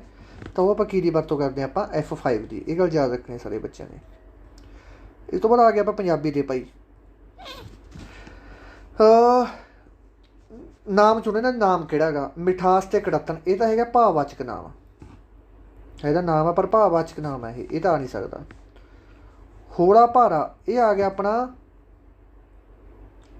ਕਿਹੜਾ ਹੁੰਦਾ? ਅਨੁਸੂਚੀ ਮਤਲਬ ਜਿਹੜਾ ਇਹਦਾ ਪੂਰਾ ਪ੍ਰੋਪਰ ਨਹੀਂ ਪਤਾ ਹੁੰਦਾ ਆਪਾਂ ਨੂੰ। ਕਿਸਾਨ ਅਤੇ ਹੱਲ, ਇਹ ਵਰਗ ਆ ਗਿਆ। ਤਾਂ ਹਰਿਮੰਦਰ ਸਾਹਿਬ ਅਤੇ ਤਾਜ ਮਹਿਲ, ਇਹ ਕੀ ਹੈ? ਇਹ ਨਾਮ ਆ ਗਏ, ਨਾਮ ਵਾਲੇ ਸ਼ਬਦ ਆ ਗਏ। ਠੀਕ ਹੈ, ਤਾਂ B ਨੰਬਰ ਆਪਸ਼ਨ ਜਿਹੜੇ ਬੱਚੇ ਨੇ ਲਾਏ ਉਹਨਾਂ ਦਾ ਆਨਸਰ ਬਿਲਕੁਲ ਸਹੀ ਹੈ। ਅੱਜ ਕੱਲ੍ਹ ਸੋਨਾ ਬਹੁਤ ਮਹਿੰਗਾ ਹੋ ਗਿਆ ਹੈ, ਤਾਂ ਬਾਗ ਦੇ ਵਿੱਚ ਸੋਨਾ ਸ਼ਬਦ ਕਿਸ ਨਾਲ ਸੰਬੰਧਿਤ ਹੈ? ਵਸਤੂਵਾਚਕ, ਖਾਸ ਨਾਮ, ਸਮੂਹਵਾਚਕ। ਸਮੂਹ ਤਾਂ ਆ ਨਹੀਂ ਸਕਦਾ। ਠੀਕ ਹੈ, ਇਹ ਵਸਤੂਵਾਚਕ ਨਾਮ ਹੈਗਾ। ਠੀਕ ਹੈ, ਜਿਨ੍ਹਾਂ ਬੱਚਿਆਂ ਨੇ A ਨੰਬਰ ਆਪਸ਼ਨ ਲਾਈ ਹੈ ਉਹਨਾਂ ਦਾ ਆਨਸਰ ਬਿਲਕੁਲ ਸਹੀ ਹੈ। ਬਿਆਸ ਅਤੇ ਸਤਲੁਜ ਦੇ ਵਿਚਕਾਰਲੇ ਇਲਾਕੇ ਨੂੰ ਕੀ ਕਹਿੰਦੇ ਆ? ਬਿਆਸ ਅਤੇ ਰਾਵੀ ਦੇ ਵਿਚਕਾਰਲੇ ਇਲਾਕੇ ਨੂੰ ਆਪਾਂ ਕੀ ਕਹਿੰਦੇ ਹੁੰਦੇ ਆ? ਮਾਝਾ। ਅਤੇ ਬਿਆਸ ਅਤੇ ਸਤਲੁਜ ਦੇ ਵਿਚਕਾਰਲੇ ਇਲਾਕੇ ਨੂੰ ਆਪਾਂ ਕੀ ਕਹਿੰਦੇ ਹੁੰਦੇ ਆ? ਦੁਆਬਾ। ਤਾਂ ਬਿਆਸ ਅਤੇ ਸਤਲੁਜ ਦੇ ਵਿਚਕਾਰਲੇ ਇਲਾਕੇ ਨੂੰ ਕੀ ਕਿਹਾ ਜਾਂਦਾ ਗਾ? ਦੁਆਬਾ ਕਿਹਾ ਜਾਂਦਾ ਗਾ। ਠੀਕ ਹੈ, ਇਹ ਗੱਲ ਯਾਦ ਰੱਖਣੀ ਹੈ। ਜੇ ਆਪਾਂ ਇੰਗਲਿਸ਼ ਦੇ ਵਿੱਚ ਵੇਖੀਏ ਤਾਂ ਬਿਸਤ। ਠੀਕ ਹੈ, ਪੰਜਾਬ ਦੇ ਵਿੱਚ ਲਿੰਗ ਦੀਆਂ ਕਿੰਨੀਆਂ ਕਿਸਮਾਂ ਹਨ? ਜਿਹੜੇ ਬੱਚਿਆਂ ਨੇ ਦੇਖੋ ਪੰਜਾਬ ਦੇ ਵਿੱਚ ਲਿੰਗ ਦੀਆਂ 2 ਕਿਸਮਾਂ ਹੈਗੀਆਂ। ਜਿਹੜੇ ਬੱਚਿਆਂ ਨੇ B ਨੰਬਰ ਆਪਸ਼ਨ ਲਿਆ ਉਹ ਬਿਲਕੁਲ ਸਹੀ ਹੈ। ਇਸਤਰੀ ਲਿੰਗ ਅਤੇ ਪੁਲਿੰਗ। ਪੁਰਖਵਾਚਕ ਪੜਨਾਂਵ ਦੀਆਂ ਕਿੰਨੀਆਂ ਕਿਸਮਾਂ ਹਨ? ਪੁਰਖਵਾਚਕ ਪੜਨਾਂਵ ਦੀਆਂ ਕਿੰਨੀਆਂ ਕਿਸਮਾਂ ਹੁੰਦੀਆਂ? 3 ਕਿਸਮਾਂ ਹੁੰਦੀਆਂ। ਠੀਕ ਹੈ, ਪੁਰਖਵਾਚਕ ਪੜਨਾਂਵ ਮੱਧਿਆ ਪੁਰਖ, ਅੰਨ੍ਹਿਆ ਪੁਰਖ ਅਤੇ ਉੱਤਮ ਪੁਰਖ। ਠੀਕ ਹੈ, ਉੱਤਮ ਪੁਰਖ, ਮੱਧਮ ਪੁਰਖ, ਅੰਨ੍ਹਿਆ ਪੁਰਖ। ਉੱਤਮ ਪੁਰਖ ਤਾਂ ਉਹ ਜੋ ਗੱਲ ਕਰ ਰਿਹਾ ਹੈ, ਮੱਧਮ ਪੁਰਖ ਉਹ ਹੈ ਜਿਹਦੇ ਨਾਲ ਗੱਲ ਕਰ ਰਹੇ ਹਾਂ, ਅੰਨ੍ਹਿਆ ਪੁਰਖ ਉਹ ਹੈ ਜਿਸ ਬਾਰੇ ਆਪਾਂ ਗੱਲ ਕਰ ਰਹੇ ਹਾਂ। ਠੀਕ ਹੈ, ਇਸ ਤੋਂ ਬਾਅਦ ਆ ਗਿਆ ਆਪਣੇ ਕੋਲ ਅਗਲਾ ਕੰਸੀਡ। ਕੰਸੀਡ ਦਾ ਕੀ ਮਤਲਬ ਹੈਗਾ? ਕੰਸੀਡ ਦਾ ਮਤਲਬ ਹੈ ਕਿਸੇ ਨੂੰ ਆਪਾਂ ਆਗਿਆ ਦੇਣੀ। ਤਾਂ ਆਗਿਆ ਦੇਣੀ ਦਾ ਕੀ ਆ ਜਾਊਗਾ ਸਿਨੋਨੀਅਮ? ਯੀਲਡ। ਯੀਲਡ ਮੈਨੇ ਵੀ ਹੁੰਦਾ ਕਿਸੇ ਨੂੰ ਆਗਿਆ ਦੇਣੀ। ਇਸ ਤੋਂ ਬਾਅਦ ਸਟੈਮੀਨਾ। ਸਟੈਮੀਨਾ ਕੀ ਹੁੰਦਾ ਹੈਗਾ? ਸਟੈਮੀਨਾ ਆਪਣੇ ਸਰੀਰ ਦੀ ਹੁੰਦੀ ਹੈ ਕਪੈਸਿਟੀ। ਹੁਣ ਕੋਈ ਬੰਦਾ ਰਨਿੰਗ 6 ਮਿੰਟਾਂ ਦੇ ਵਿੱਚ ਪੂਰੀ ਕਰ ਦਿੰਦਾ, ਕੋਈ 5:45 'ਚ ਕਰ, ਅਲੱਗ ਅਲੱਗ ਬੰਦੇ ਦਾ ਅਲੱਗ ਅਲੱਗ ਸਟੈਮੀਨਾ ਹੁੰਦਾ। ਐਨਰਜੀ ਨਹੀਂ ਕਹਿ ਸਕਦੇ ਆਪਾਂ ਇਹਨੂੰ। ਐਨਰਜੀ ਕਿਉਂ ਨਹੀਂ ਕਹਿ ਸਕਦੇ? ਐਨਰਜੀ ਤੱਕ ਪਾਵਰ ਹੁੰਦੀ ਹੈ, ਇੰਟੈਂਸਿਟੀ ਵੀ ਨਹੀਂ ਕਹਿ ਸਕਦੇ। ਤਾਂ ਇਹਨੂੰ ਆਪਾਂ ਕਹਾਂਗੇ ਭਾਈ ਇੰਡੋਰੈਂਸ। ਇੰਡੋਰੈਂਸ ਦਾ ਮਤਲਬ ਹੁੰਦਾ ਸਟੈਮੀਨਾ। ਠੀਕ ਹੈ, ਐਂਟੋਨੀਅਮ ਚੁਣਨਾ ਆਪਾਂ ਹੁਣ। ਆਪਾਂ ਐਸਪੋਸ, ਇਹਦਾ ਮਤਲਬ ਕੀ ਹੁੰਦਾ ਹੈਗਾ? ਐਸਪੋਸ ਦਾ ਮਤਲਬ ਹੁੰਦਾ ਹੈਗਾ ਕੋਈ ਚੀਜ਼ ਨੈਗੇਟਿਵਿਟੀ ਦੇ ਵਿੱਚ ਆਉਂਦੀ ਹੈ ਕੋਈ ਚੀਜ਼। ਠੀਕ ਹੈ, ਤਾਂ ਕੋਈ ਚੀਜ਼ ਨੈਗੇਟਿਵ, ਇਹਦਾ ਮਤਲਬ ਹੁੰਦਾ ਆਗਿਆ ਦੇਣਾ। ਤਾਂ ਇਹਦਾ ਉਲਟਾ ਆ ਜਾਊਗਾ A ਨੰਬਰ ਆਪਸ਼ਨ, ਕਿ ਆਗਿਆ ਨਾ ਦੇਣਾ। ਠੀਕ ਹੈ, ਇਨਕੌਚ ਮੈਨੇ ਹੁੰਦਾ ਹੈਗਾ ਕਮਜ਼ੋਰ। ਇਸ ਮੈਨੇ ਹੁੰਦਾ ਕਮਜ਼ੋਰ। ਇਨਕੌਚ ਮੈਨੇ ਹੁੰਦਾ ਕਮਜ਼ੋਰ। ਕਮਜ਼ੋਰ ਦਾ ਉਲਟ ਕੀ ਆ ਜਾਊਗਾ? ਸਟਰੋਂਗ। ਤਾਂ C ਨੰਬਰ ਆਪਸ਼ਨ ਦਾ ਆਨਸਰ ਆ ਜਾਊਗਾ। An act of misappropriation of money, ਉਹ ਬੰਦਾ ਜਿਹੜਾ ਪੈਸੇ ਦਾ ਦੁਰਉਪਯੋਗ ਕਰਦਾ ਗਾ। ਜਿਹੜਾ ਬੰਦਾ ਪੈਸੇ ਦਾ ਦੁਰਉਪਯੋਗ ਕਰਦਾ ਉਹਨੂੰ ਆਪਾਂ ਕੀ ਕਹਾਂਗੇ? ਡਿਬੇਸਮੈਂਟ, ਮਿਸਕੰਡਕਟ, ਇੰਬੈਜਲਮੈਂਟ ਕਿ ਕਰਪਸ਼ਨ। ਕਰਪਸ਼ਨ ਤਾਂ ਉਹ ਹੁੰਦਾ ਜਿਹੜਾ ਰਿਸ਼ਵਤ ਲੈਂਦਾ। ਤਾਂ ਇਹਨਾਂ ਨੇ ਕੀਤਾ ਜਿਹੜਾ ਪੈਸੇ ਦਾ ਦੁਰਉਪਯੋਗ ਕਰਦਾ, ਤਾਂ ਇਹਦਾ ਆਨਸਰ ਆ ਜਾਊਗਾ C ਨੰਬਰ ਆਪਸ਼ਨ। ਠੀਕ ਹੈ, ਇੱਕ ਗੱਲ ਹੋਰ ਭਾਈ, ਜਿਹੜੇ ਇਹ ਮੈਂ ਆਪਰੇਸ਼ਨ ਕਰਵਾਏ ਹੋਏ ਆ, ਇਹ ਇੱਕ ਆਪਰੇਸ਼ਨ 2 ਨੰਬਰਾਂ ਦਾ, ਇਹ ਗੱਲ ਯਾਦ ਰੱਖਣੀ ਹੈ। ਠੀਕ ਹੈ, ਇੱਕ ਆਪਰੇਸ਼ਨ ਕਿੰਨੇ ਨੰਬਰਾਂ ਦਾ? 2 ਨੰਬਰਾਂ ਦਾ, ਕਿਉਂਕਿ 100 ਨੰਬਰ ਦਾ ਪੂਰਾ ਇਹ ਵੀ। ਅਤੇ ਜੇ ਤੁਹਾਡੇ 50 ਦੇ ਵਿੱਚੋਂ 25 ਸਹੀ ਹੁੰਦੇ ਆ ਤਾਂ 25 ਦੂਣਾ 2 ਕਰ ਲਿਓ, ਤਾਂ ਤੁਹਾਡੇ ਸਮਝ ਲਓ 50 ਨੰਬਰ ਆ ਗਏ 100 'ਚੋਂ। ਠੀਕ ਹੈ, ਜੇ ਕਿਸੇ ਬੱਚੇ ਦੇ 37 ਆਪਰੇਸ਼ਨ ਸਹੀ ਹੁੰਦੇ ਆ ਤਾਂ ਤੁਸੀਂ 37 ਦੀ 2 ਨਾਲ ਗੁਣਾ ਕਰ ਦੇਣੀ ਹੈ, 14, 6 ਅਤੇ 76। ਠੀਕ ਹੈ, 76 ਨੰਬਰ। ਅਤੇ ਜਿਹੜੇ ਬੱਚਿਆਂ ਦੇ ਇਹਦੇ ਵਿੱਚੋਂ, ਠੀਕ ਹੈ, ਇਹਦੇ ਵਿੱਚੋਂ ਕਿਸੇ ਬੱਚੇ ਦੇ 35+ ਨੰਬਰ ਆਏ ਹੈ ਟੈਸਟ ਦੇ ਵਿੱਚੋਂ, ਠੀਕ ਹੈ, ਉਹ ਬੱਚਿਆਂ ਦੀ ਪੜ੍ਹਾਈ ਬਿਲਕੁਲ ਪਰਫੈਕਟ ਚੱਲ ਰਹੀ ਹੈ। ਠੀਕ ਹੈ, ਕੋਈ ਚੱਕਰ ਵਾਲੀ ਗੱਲ ਨਹੀਂ, ਲੱਗੇ ਰਹੋ। ਠੀਕ ਹੈ, ਉਹਨਾਂ ਦੀ ਪੜ੍ਹਾਈ 'ਚ ਕੋਈ ਚੱਕਰ ਵਾਲੀ ਗੱਲ ਨਹੀਂ। ਜਿਨ੍ਹਾਂ ਬੱਚਿਆਂ ਦੇ 35 ਤੋਂ ਘੱਟ ਆ ਨੰਬਰ, ਉਹਨਾਂ ਵਾਸਤੇ ਭਾਈ ਥੋੜ੍ਹਾ ਜਿਹਾ ਚਿੰਤਾ ਦਾ ਵਿਸ਼ਾ ਹੈਗਾ ਗਾ। ਥੋੜ੍ਹੀ ਜਿਹੀ ਪ੍ਰੈਕਟਿਸ ਹੋਰ ਕਰੋ, ਕਿਉਂਕਿ ਦੇਖੋ ਮੈਂ ਤੁਹਾਨੂੰ ਐਵੇਂ ਝੂਠੇ ਦਲਾਸੇ ਦੀ ਜਾਵਾਂ ਕਿ ਭਾਈ 20 ਨੰਬਰ ਵਾਲਾ ਵੀ ਲੱਗ ਜੂਗਾ, 15 ਨੰਬਰ ਵਾਲੇ ਵੀ ਲੱਗ ਜੂਗਾ। ਠੀਕ ਹੈ, ਤਾਂ ਉਹ ਭਾਈ ਲੱਗਣਾ ਮੁਸ਼ਕਿਲ ਆ ਉਹਨਾਂ ਦਾ। ਸੱਚੀ ਗੱਲ ਕਹਿਣ ਦੇ ਵਿੱਚ ਕੋਈ ਹਰਜ ਨਹੀਂ ਹੁੰਦਾ। ਇੱਕ ਵਾਰੀ ਬੰਦੇ ਨੂੰ ਸੱਚੀ ਗੱਲ ਦਾ ਦੁੱਖ ਲੱਗਦਾ ਗਾ, ਪਰ ਬਾਅਦ ਵਿੱਚ 100 ਝੂਠ ਬੋਲਣ ਨਾਲੋਂ ਨਾ ਇੱਕ ਸੱਚੀ ਗੱਲ ਕਹੀ ਚੰਗੀ ਹੁੰਦੀ ਹੈ। ਠੀਕ ਹੈ, ਅਤੇ ਬਾਕੀ ਇਹਦੇ ਵਿੱਚ ਮੈਂ ਕਹਿੰਦੀ ਸੀ ਇੰਟੈਲੀਜੈਂਸ ਦੀ ਜਿਹੜਾ ਪੇਪਰ ਹੋਏਗਾ ਉਹਦੀ ਸਾਡੀ ਮੈਰਿਟ ਬਣਾ ਦਿਓ, ਕਿ ਮਤਲਬ ਕਿੰਨੀ ਉਹਦੀ ਮੈਰਿਟ ਜਾਊਗੀ। ਮੈਰਿਟ ਪੁੱਤਰੋਂ ਬਣਾ ਦਿੰਦਾ ਮੈਂ ਨਾ, ਐਂ ਨਹੀਂ ਮੈਰਿਟ ਬਣਾਉਂਦਾ ਹੁੰਦਾ ਸੀ ਬਸ ਉਹੀ ਅੰਕੜੇ। ਮੈਂ ਸਾਰਾ ਕੁਛ ਆਸੇ ਪਾਸੇ ਡਾਟਾ ਇਕੱਠਾ ਕਰਕੇ 100 ਬੱਚੇ ਦਾ ਘੱਟੋ ਘੱਟ, ਉਸ ਤੋਂ ਬਾਅਦ ਮੈਂ ਤੁਹਾਨੂੰ ਦੱਸੂੰਗਾ ਕਿ ਕਿੰਨਾ ਪੇਪਰ ਦਾ ਮੈਰਿਟ ਜਾਊਗੀ। ਠੀਕ ਹੈ, ਉਹਦੀ ਵੀਡੀਓ ਤੁਹਾਨੂੰ ਮੈਂ ਪ੍ਰੋਵਾਈਡ ਕਰਵਾ ਦੂੰਗਾ, ਕੋਈ ਚੱਕਰ ਵਾਲੀ ਗੱਲ ਨਹੀਂ। ਅਤੇ ਸਾਰੇ ਬੱਚਿਆਂ ਦੇ ਟੈਸਟ ਧਿਆਨ ਨਾਲ ਲਾਉਣਾ ਗਾ। ਠੀਕ ਹੈ, ਜਿਹੜੇ ਬੱਚਿਆਂ ਦੇ 35+ ਨੰਬਰ ਆ ਉਹੀ ਥੋੜ੍ਹੀ ਜਿਹੀ ਜੋਬ ਦੇ ਨੇੜੇ ਆ, ਅਤੇ ਜਿਹੜੇ ਵੀ 35 ਤੋਂ ਥੱਲੇ ਹੈਗੇ ਥੋੜ੍ਹਾ ਜਿਹਾ ਚਿੰਤਾ ਦਾ ਵਿਸ਼ਾ ਹੈਗਾ। ਮਿਹਨਤ ਕਰੋ, ਟਾਈਮ ਹੈਗਾ, ਕੋਈ ਚੱਕਰ ਗੱਲ ਨਹੀਂ ਆ। 5-7 ਦਿਨ ਬਹੁਤ ਹੁੰਦੇ ਆ। ਠੀਕ ਹੈ, ਇਹ ਤਾਂ ਉਹੀ ਲੱਗਦਾ ਹੁੰਦਾ ਕਿ ਆਪਾਂ ਨੂੰ ਕੁਛ ਆਉਂਦਾ ਨਹੀਂ, ਪੇਪਰ ਨੇੜੇ ਆ ਗਿਆ, ਐਂ ਹੋ ਗਿਆ ਜੀ, ਐਂ ਹੋ ਗਿਆ। ਜਦੋਂ ਆਪਾਂ ਪੇਪਰ 'ਚ ਇੱਕ ਵਾਰੀ ਬਹਿ ਗਏ ਨਾ, ਉਹ ਤਾਂ ਐਂ ਲੱਗਦਾ ਹੁੰਦਾ ਕਿ ਯਾਰ ਆਹ ਵੀ ਆਉਂਦਾ ਹੋਏ, ਆਹ ਵੀ ਆਉਂਦਾ, ਆਹ ਵੀ ਕਰਿਆ ਹੋਇਆ, ਆਹ ਵੀ ਐਂ ਕਰਿਆ ਹੋਇਆ। ਠੀਕ ਹੈ, ਉਹ ਸਾਰਾ ਕੁਛ ਹੀ ਲੱਗਦਾ ਹੁੰਦਾ। ਪਹਿਲੇ ਹੀ ਬੱਚੇ ਨੂੰ ਇਹ ਹੁੰਦਾ, ਹੁਣ ਜਿਹੜੇ ਵੱਡਾ ਦਾ ਪੇਪਰ ਦੇ ਕੇ ਆਏ ਬੱਚੇ, ਮੈਨੂੰ ਵੀ ਯਕੀਨ ਨਹੀਂ ਹੈਗਾ ਸੀ ਕਿ ਪੇਪਰ ਮੇਰੇ ਕਰਵਾਏ ਹੋਏ। ਮੈਨੂੰ ਇਹ ਸੀ ਕਿ ਮੈਂ 120 ਨੰਬਰਾਂ ਦੇ ਪੇਪਰ ਆਉਣਗੇ, 120 'ਚੋਂ ਕਰਵਾਏ ਹੋ, ਚਲੋ ਮੇਰੇ 40-50 ਆ ਜਾਣਗੇ ਕਰਵਾਏ ਹੋਏ। ਮੈਨੂੰ ਇਹ ਲੱਗਦਾ ਸੀ, ਕਿਉਂਕਿ ਆਪਾਂ ਨੂੰ ਕੀ ਪਤਾ ਹੁੰਦਾ ਕਿਸੇ ਬੰਦੇ ਦੀ ਸੋਚ ਕਿੱਥੇ ਆ। ਪਰ ਆਪਣੇ ਕਰਵਾਏ ਹੋਏ 80 ਤੋਂ 90 ਆਪਰੇਸ਼ਨ ਆਏ ਆ, ਤਾਂ ਉਹਦੇ ਨਾਲ ਮੇਰਾ ਕੌਨਫੀਡੈਂਸ ਹੋਰ ਵੀ ਹਾਈ ਹੋ ਗਿਆ। ਮੈਂ ਕਿਸੇ ਇੰਸਟੀਟਿਊਟ ਦਾ ਨਾਂ ਨਹੀਂ ਲੈਂਦਾ। ਬਹੁਤ ਬੱਚਿਆਂ ਨੇ ਮੈਸੇਜ ਕੀਤੇ ਜੀ ਅਸੀਂ 10 ਸਾਲਾਂ ਤੋਂ, ਉਹ 2 ਸਾਲਾਂ ਤੋਂ ਤਿਆਰੀ ਕਰੀ ਨਹੀਂ, ਸਾਲ ਤੋਂ ਤਿਆਰੀ ਕਰੀ ਨਹੀਂ, ਕਿ ਆਇਆ ਨਹੀਂ। ਠੀਕ ਹੈ, ਤੁਹਾਡੇ ਅਸੀਂ 15 ਦਿਨ ਤਿਆਰੀ ਕਰਨ ਲੱਗੇ, ਸਾਨੂੰ ਮਿਲ ਗਿਆ ਇਹਦੇ 'ਚੋਂ। ਠੀਕ ਹੈ, ਜਦੋਂ ਵੀ ਆਪਾਂ ਕੋਈ ਕੰਮ ਸਿੱਧੀ ਨੀਤ ਨਾਲ ਸ਼ੁਰੂ ਕਰਦੇ ਹਾਂ ਨਾ, ਬਿਨਾਂ ਲਾਲਚ ਤੋਂ, ਤਾਂ ਰੱਬ ਵੀ ਉਹਦਾ ਹਿੱਸਾ, ਰੱਬ ਵੀ ਬਰਕਤ ਪਾਉਂਦਾ ਉਹ ਕੰਮ ਦੇ ਵਿੱਚ। ਠੀਕ ਹੈ, ਮੈਂ ਹੁਣ ਸ਼ੁਰੂ ਕੀਤਾ ਸੀ, ਮੈਂ ਚੰਗੀ ਨੀਤ ਲੈ ਕੇ ਕੰਮ ਸ਼ੁਰੂ ਕਰਿਆ ਸੀ ਕਿ ਭਾਈ ਆਪਾਂ ਕਿਸੇ ਬੱਚੇ ਦਾ ਮਤਲਬ ਪੈਸਾ ਨਹੀਂ ਲੈਣਾ, ਜਿੰਨੀ ਸੇਵਾ ਹੋ ਸਕਦੀ ਆਪਾਂ ਸੇਵਾ ਕਰਾਂਗੇ। ਠੀਕ ਹੈ, ਪਰ ਰੱਬ ਨੇ ਵੀ ਸਹੀ ਕਰਿਆ ਆਪਣੇ ਨਾਲ। ਠੀਕ ਹੈ, 78-79 ਸਬਸਕ੍ਰਾਈਬ ਕਰਤੇ, 5 ਸਾਲ 6 ਸਾਲ ਪਹਿਲਾਂ ਦੇ ਵੀ ਚੈਨਲ ਆ ਜਿਹਨੂੰ ਉਹਨਾਂ ਦੀ ਵੀ ਇੰਨੀ ਨਹੀਂ ਹੋਈ, ਤੁਸੀਂ ਕਿਹੜਾ 3-4 ਮਹੀਨੇ ਜਿੰਨਾ ਪਿਆਰ ਦਿੱਤਾ, ਠੀਕ ਹੈ। ਤਾਂ ਬਈ ਮੇਰਾ ਵੀ ਹੱਕ ਹੈ ਕਿ ਤੁਹਾਨੂੰ ਧੋਖਾ ਨਾ ਦੇਵਾਂ, ਠੀਕ ਹੈ। ਤੁਹਾਡੇ ਬਰਾਬਰ ਚੱਲਣਾ, ਤੁਹਾਡੀ ਹਰੇਕ ਚੀਜ਼ ਦੇ ਵਿੱਚ ਹੈਲਪ ਕਰਾਂ ਜਿੰਨੀ ਮੇਰੇ ਤੋਂ ਹੋ ਸਕਦੀ ਹੈ, ਠੀਕ ਹੈ। ਤਾਂ ਆਪਾਂ ਇੱਕ ਫੈਮਿਲੀ ਵਾਂਗੂ ਰਹਿੰਦੇ ਹਾਂ ਸਾਰੇ, ਇਹ ਤੁਹਾਨੂੰ ਵੀ ਪਤਾ ਹੈ, ਠੀਕ ਹੈ। ਮੈਂ ਕਦੇ ਨਹੀਂ ਤੁਹਾਨੂੰ ਦੱਸਦਾ, ਮੈਨੂੰ 1-2 ਬੱਚੇ ਦੇ ਕਮੈਂਟ ਆਏ, ਕਹਿੰਦੇ ਤੁਸੀਂ ਇਹਦਾ ਸਟੈਂਡਰਡ ਬਣਾਓ, ਥੋੜ੍ਹਾ ਸਟੈਂਡਰਡ ਟੀਚਰ ਵਾਲਾ ਸਟੈਂਡਰਡ ਨਹੀਂ ਹੈਗਾ ਤੁਹਾਡਾ। ਮੈਨੂੰ ਕਹਿੰਦੇ ਦੇਖੋ ਭਾਈ ਮੈਂ ਟੀਚਰ ਵਾਲਾ ਸਟੈਂਡਰਡ ਬਣਾਉਣਾ ਵੀ ਹੈ ਨਹੀਂ, ਠੀਕ ਹੈ। ਨਾ ਤਾਂ ਮੇਰੀ ਕੋਈ ਬੀਐਡ ਕੀਤੀ ਕਿ ਮੈਂ ਟੀਚਰ ਦਾ ਸਟੈਂਡਰਡ ਬਣਾਵਾਂ, ਠੀਕ ਹੈ। ਕਿ ਮੈਂ ਤਾਂ ਬਸ ਸਿਰਫ ਇੱਕ ਜਿਵੇਂ ਆਪਾਂ ਯਾਰਾਂ ਦੋਸਤਾਂ ਤੋਂ ਪੜ੍ਹਦੇ ਹਾਂ, ਭੈਣ ਭਰਾਵਾਂ ਵਾਂਗੂ ਪੜ੍ਹਦੇ ਹਾਂ, ਮੈਂ ਤਾਂ ਉਵੇਂ ਜਿਵੇਂ ਪੜ੍ਹਾਉਣਾ ਤੁਹਾਨੂੰ ਸਮਝ ਵੀ ਆਉ। ਜਿੱਦਾਂ ਮੈਂ ਟੀਚਰ ਬਣ ਕੇ ਪੜ੍ਹਾਉਣ ਲੱਗਾ ਉਦੋਂ ਤੁਹਾਨੂੰ ਸਮਝ ਵੀ ਨਹੀਂ ਆਉਣੀ ਮੈਥੋਂ, ਠੀਕ ਹੈ। ਤੁਹਾਡੇ ਵਰਗੀ ਜਿਵੇਂ ਅਤੇ ਸਟੈਂਡਰਡ ਸਟੂਡੈਂਟ ਤਾਂ ਇਹ ਗੱਲਾਂ ਹੁੰਦੀਆਂ, ਕਹਿੰਦੀਆਂ ਸਟੈਂਡਰਡ ਤਾਂ ਕੀ ਹੈ। ਹੁਣ ਮੈਂ ਮਾੜਾ ਪਾਡੀ 'ਚ ਬੋਲ ਪਕੜਾਂਗਾ ਐਂਡ ਐਕਟਡ ਮਨੀ, ਠੀਕ ਹੈ। ਮੈਂ ਬੋਲੀ ਜਾਵਾਂ ਆਪਦੇ ਆਪ 'ਚ ਕਿ ਮੈਨੂੰ ਬਾਹਲੀ ਅੰਗਰੇਜ਼ੀ ਆਉਂਦੀ ਆ ਜਾਂ ਕੋਈ ਹੋਰ ਗੱਲਾਂ ਕਰੀ ਜਾਵਾਂ, ਤਾਂ ਉਹ ਗੱਲਾਂ ਦੀ ਕੋਈ ਤੁੱਕ ਵਾਲੀ ਗੱਲ ਨਹੀਂ ਹੁੰਦੀ, ਸਮਝੋ ਨਾ ਗੱਲ। ਅਤੇ ਟੈਸਟ ਕੰਪਲੀਟ ਹੋ ਚੁੱਕਿਆ, ਜਿਹੜੇ ਜਾਣਾ ਚਾਹੁੰਦੇ ਆ ਜਾ ਸਕਦੇ ਟੈਸਟ ਛੱਡ ਕੇ, ਠੀਕ ਹੈ। ਇਹ ਗੱਲਾਂ ਮੈਂ ਉਹਨਾਂ ਨਾਲ ਕਰ ਰਿਹਾ ਗਾ ਜਿਹੜੇ ਮੈਨੂੰ ਗੱਲਾਂ ਸੁਣਦੇ ਆਪਣੇ ਚਾਹਵਾਨ ਨੇ, ਠੀਕ ਹੈ। ਉਹਨਾਂ ਵਾਸਤੇ ਇਹ ਗੱਲਾਂ ਮੇਰੀਆਂ, ਠੀਕ ਹੈ। ਤਾਂ ਮੇਰਾ ਸਟੈਂਡਰਡ ਭਾਈ ਇਹੀ ਰਹੂਗਾ, ਠੀਕ ਹੈ। ਨਾ ਤਾਂ ਮੈਨੂੰ ਕੋਈ ਬੜੀ ਫੁਕਰੀ ਵਾਲੀ ਗੱਲ ਆਉਂਦੀ ਹੈ, ਮੈਂ ਤਾਂ ਜਿਵੇਂ ਹੈਗਾ ਗਾ ਮੈਂ ਤਾਂ ਉਵੇਂ ਆਪਦੇ ਆਪ ਨੂੰ ਪ੍ਰੂਵ ਕਰਦਾ, ਚਾਹੇ ਪਿੰਡਾਂ ਵਾਲੇ ਆ ਚਾਹੇ ਜਿਵੇਂ ਮਰਜ਼ੀ ਆ। ਜਿਵੇਂ ਮੇਰਾ ਬੋਲਣ ਦਾ ਤਰੀਕਾ ਗਾ, ਠੀਕ ਹੈ, ਮੇਰਾ ਜਮਾਂ ਦੇਸੀ ਤਰੀਕਾ, ਮੈਂ ਉਵੇਂ ਬੋਲਦਾ। ਮੈਂ ਆਪਦੇ ਆਪ ਦੇ ਵਿੱਚ ਬਦਲਾਵ ਲਿਆ ਵੀ ਨਹੀਂ ਸਕਦਾ, ਨਾ ਹੀ ਮੇਰੇ 'ਚ ਬਦਲਾਵ ਕਦੇ ਆਵੇ ਹੁਣ, ਠੀਕ ਹੈ। ਜੇ ਇਹੀ ਬਦਲਾਵ ਆਉਣਾ ਹੁੰਦਾ ਇਹ ਆ ਜਾਂਦਾ, ਕਿਉਂਕਿ ਅਸੀਂ ਜਦੋਂ ਸਕੂਲ 'ਚ ਪੜ੍ਹੇ ਹੋਏ ਹਾਂ ਸਰਕਾਰੀ, ਤੁਹਾਨੂੰ ਦੱਸਿਆ ਜਿਵੇਂ ਮੈਂ, ਠੀਕ ਹੈ। ਅਤੇ ਸਾਡਾ ਆਪਣਾ ਉਹੀ ਹਿਸਾਬ ਕਿਤਾਬ ਹੁੰਦਾ ਗਾ, ਤਾਂ ਕਰਕੇ ਆਪਾਂ ਉਹੋ ਜਿਹੇ ਲੋਕਾਂ 'ਚ ਰਹਿੰਦੇ ਹੋਏ ਹਾਂ। ਹੁਣ ਮੰਨ ਲਓ ਸਕੂਲਾਂ ਦੇ ਵਿੱਚ ਪੜ੍ਹਦੇ ਹੁੰਦੇ ਸੀ, ਉੱਥੇ ਮੁਰਗਾ ਬਣਾ ਲਿਆ, ਕਿਤੇ ਕੁਛ ਕਰ ਲਿਆ, ਇਹ ਚੀਜ਼ਾਂ ਆਮ ਹੁੰਦੀਆਂ ਸੀ ਨੋਰਮਲ ਪੇਪਰ ਦੇ ਵਿੱਚ। ਸਾਡੇ ਝੋਟੇ ਵਰਗੇ ਮਾਸਟਰ ਹੁੰਦੇ ਸੀ, ਤੁਹਾਨੂੰ ਦੱਸਿਆ ਸੀ ਮੈਂ ਤੁਹਾਡੇ ਸਾਡੇ ਇਹੋ ਜਿਹੇ ਹੁੰਦੇ ਸਾਰੇ ਘੈਂਟ ਬੰਦੇ ਸੀ ਸਾਰੇ ਫੁੱਲ, ਠੀਕ ਹੈ। ਤਾਂ ਕਰਕੇ ਮੇਰਾ ਸਟੈਂਡਰਡ ਭਾਈ ਉਹੀ ਹੈਗਾ, ਮੈਂ ਟੀਚਰ ਦੀ ਤਰ੍ਹਾਂ ਨਾ ਤਾਂ ਕਦੇ ਬਿਹੇਵ ਅੱਜ ਕਰਾਂ ਨਾ ਕਰਾਂ ਕੱਲ੍ਹ ਨੂੰ, ਸਿਰਫ ਇੱਕ ਤਰੀਕਾ ਪੜ੍ਹਾਉਣ ਦਾ ਤੁਹਾਨੂੰ ਸਮਝ ਆ ਜਾਂਦੀ, ਮੈਂ ਪੜ੍ਹਾ ਦਿੰਦਾ ਬਸ। ਆਹ 2 ਚੀਜ਼ਾਂ ਹੈਗੀਆਂ, ਹੋਰ ਕੋਈ ਵੀ ਚੀਜ਼ ਐਟੀਟਿਊਡ ਵਾਲੀ ਗੱਲ ਨਾ ਤਾਂ ਆਪਣੇ ਚੱਜ ਲੈ ਕੇ ਆਈਏ, ਨਾ ਤਾਂ ਕਦੇ ਕੱਲ੍ਹ ਨੂੰ ਆਵੇ, ਨਾ ਹੀ ਆਪਾਂ ਕਦੇ ਐਟੀਟਿਊਡ ਵਾਲੀ ਗੱਲ ਆਪਦੇ 'ਚ ਲੈ ਕੇ ਆਉਣੀ ਹੈ। ਹੰਕਾਰ ਅੱਤ ਅਤੇ ਅੰਤ, ਇਹ ਦੋਨਾਂ ਚੀਜ਼ਾਂ ਦੇ ਵਿੱਚ ਨਾ, ਅੰਤ ਅਤੇ ਅੱਤ ਦੋਨੇ ਚੀਜ਼ਾਂ ਦੇ ਵਿੱਚ ਇਕੱਲਾ ਬਿੰਦੀ ਦੀ ਟਿੱਪੀ ਦੇ ਫਰਕ ਹੈਗਾ। ਰੱਬ ਇਹ ਨਹੀਂ ਪਤਾ ਕਿਹੜੇ ਵੇਲੇ ਟਿੱਪੀ ਚੱਕ ਕੇ ਉੱਥੇ ਅੱਧ ਖਿਲਾ ਦੇ, ਠੀਕ ਹੈ। ਅਤੇ ਕਿਹੜੀ ਚੀਜ਼ 'ਤੇ ਅੱਧ ਚੱਕ ਕੇ ਟਿੱਪੀ ਲਾ ਦੇ, ਠੀਕ ਹੈ। ਤਾਂ ਕਰਕੇ ਇਹ ਚੀਜ਼ਾਂ ਸੋਚ ਕੇ ਚੱਲਣਾ ਪੈਂਦਾ, ਨਾ ਤਾਂ ਅੱਜ ਐਟੀਟਿਊਡ ਆਵੇ, ਨਾ ਕੱਲ੍ਹ ਨੂੰ ਆਵੇ, ਨਾ ਕਦੇ ਆਊਗਾ, ਠੀਕ ਹੈ। ਕਿਉਂਕਿ ਛੋਟੀਆਂ ਗੱਲਾਂ ਹੁੰਦੀਆਂ ਐਟੀਟਿਊਡ ਲਿਆਉਣਾ। ਤੁਸੀਂ ਮੇਰੇ ਆਪਦੇ ਫੈਮਿਲੀ ਵਾਲਾ ਸੰਬੰਧ ਤੁਹਾਡੇ ਨਾਲ ਮੇਰਾ ਹੈ ਨਾ, ਤੁਹਾਨੂੰ ਮੈਂ ਐਟੀਟਿਊਡ ਦਿਖਾਈ ਜਾਵਾਂ ਇੱਥੇ, ਤਾਂ ਕੋਈ ਤੁੱਕ ਵਾਲੀ ਗੱਲ ਨਹੀਂ ਹੁੰਦੀ, ਠੀਕ ਹੈ। ਆਪਾਂ ਜਿਵੇਂ ਹੈਗੇ ਆਪਾਂ ਉਵੇਂ ਰਹਾਂਗੇ। ਅਤੇ ਮੈਂ ਤਾਂ ਇਹੀ ਕਹਿਣਾ ਕਿ ਸਾਰੇ ਬੱਚੇ ਜਿੰਨੇ ਵੀ ਆਪਣੇ ਕੋਲ ਸਟੱਡੀ ਕਰਦੇ ਸਾਰੇ ਨੌਕਰੀ 'ਚ ਲੱਗ ਜਾਣ। ਆਪਾਂ ਤਾਂ ਮੈਂ ਤਾਂ ਇਹੀ ਗੱਲ ਕਹਿਣਾ ਹੁੰਦਾ ਜਦੋਂ ਵੀ ਕਿਤੇ ਜਾਵਾਂਗੇ ਵੀ ਮੇਰੇ ਜਿਹੜੇ ਸਟੂਡੈਂਟ ਆ ਮੇਰੇ ਸਾਰੇ ਨੌਕਰੀ 'ਚ ਲੱਗ ਜਾਣ, ਠੀਕ ਹੈ। ਆਪਾਂ ਬਸ ਇਹੀ ਚਾਹੁੰਦੇ, ਹੋਰ ਆਪਾਂ ਨੂੰ ਕੋਈ ਲਾਲਚ ਨਹੀਂ ਹੈਗਾ, ਨਾ ਜਾਂ ਮੈਂ ਤੁਹਾਡੀ ਤਨਖਾਹ ਲੈਣੀ ਹੈ, ਠੀਕ ਹੈ, ਨਾ ਹੀ ਤੁਹਾਡੇ ਤੋਂ ਮੈਂ ਫੀਸ ਲੈਣੀ ਹੈ। ਮੈਨੂੰ ਤਾਂ ਇਹ ਕਿ ਤੁਹਾਡਾ ਕਿਸੇ ਦਾ ਕੋਈ ਕੰਮ ਬਣ ਜਾਏ ਬਸ। ਜਦੋਂ ਵੀ ਮੈਂ ਕੋਈ ਵੀ ਸਬਜੈਕਟ ਸ਼ੁਰੂ ਕਰਾਂ, ਮੈਂ ਪਹਿਲਾਂ ਇਹੀ ਕਹਿਣਾ ਹੁੰਦਾ ਕਿ ਆਪਣੇ ਸਾਰੇ ਬੱਚੇ ਨੌਕਰੀ 'ਚ ਲੱਗ ਜਾਣ, ਹੋਰ ਆਪਾਂ ਕੁਛ ਨਹੀਂ ਮੰਗਦੇ ਕਿਸੇ ਤੋਂ ਵੀ, ਠੀਕ ਹੈ ਜੀ। ਅਤੇ ਧੰਨਵਾਦ ਮੇਰੇ ਦੋਸਤੋ, ਜਿਉਂਦੇ ਵੱਧਦੇ ਰਹੋ, ਇੰਨਾ ਪਿਆਰ ਦੇਣ ਵਾਸਤੇ। ਅਤੇ 80 ਕੇ ਆਪਣੇ ਜਲਦੀ ਪੂਰੇ ਕਰੋ, ਤੁਹਾਡੇ ਹੌਸਲੇ ਮੈਂ ਹੈਗਾ, ਠੀਕ ਹੈ।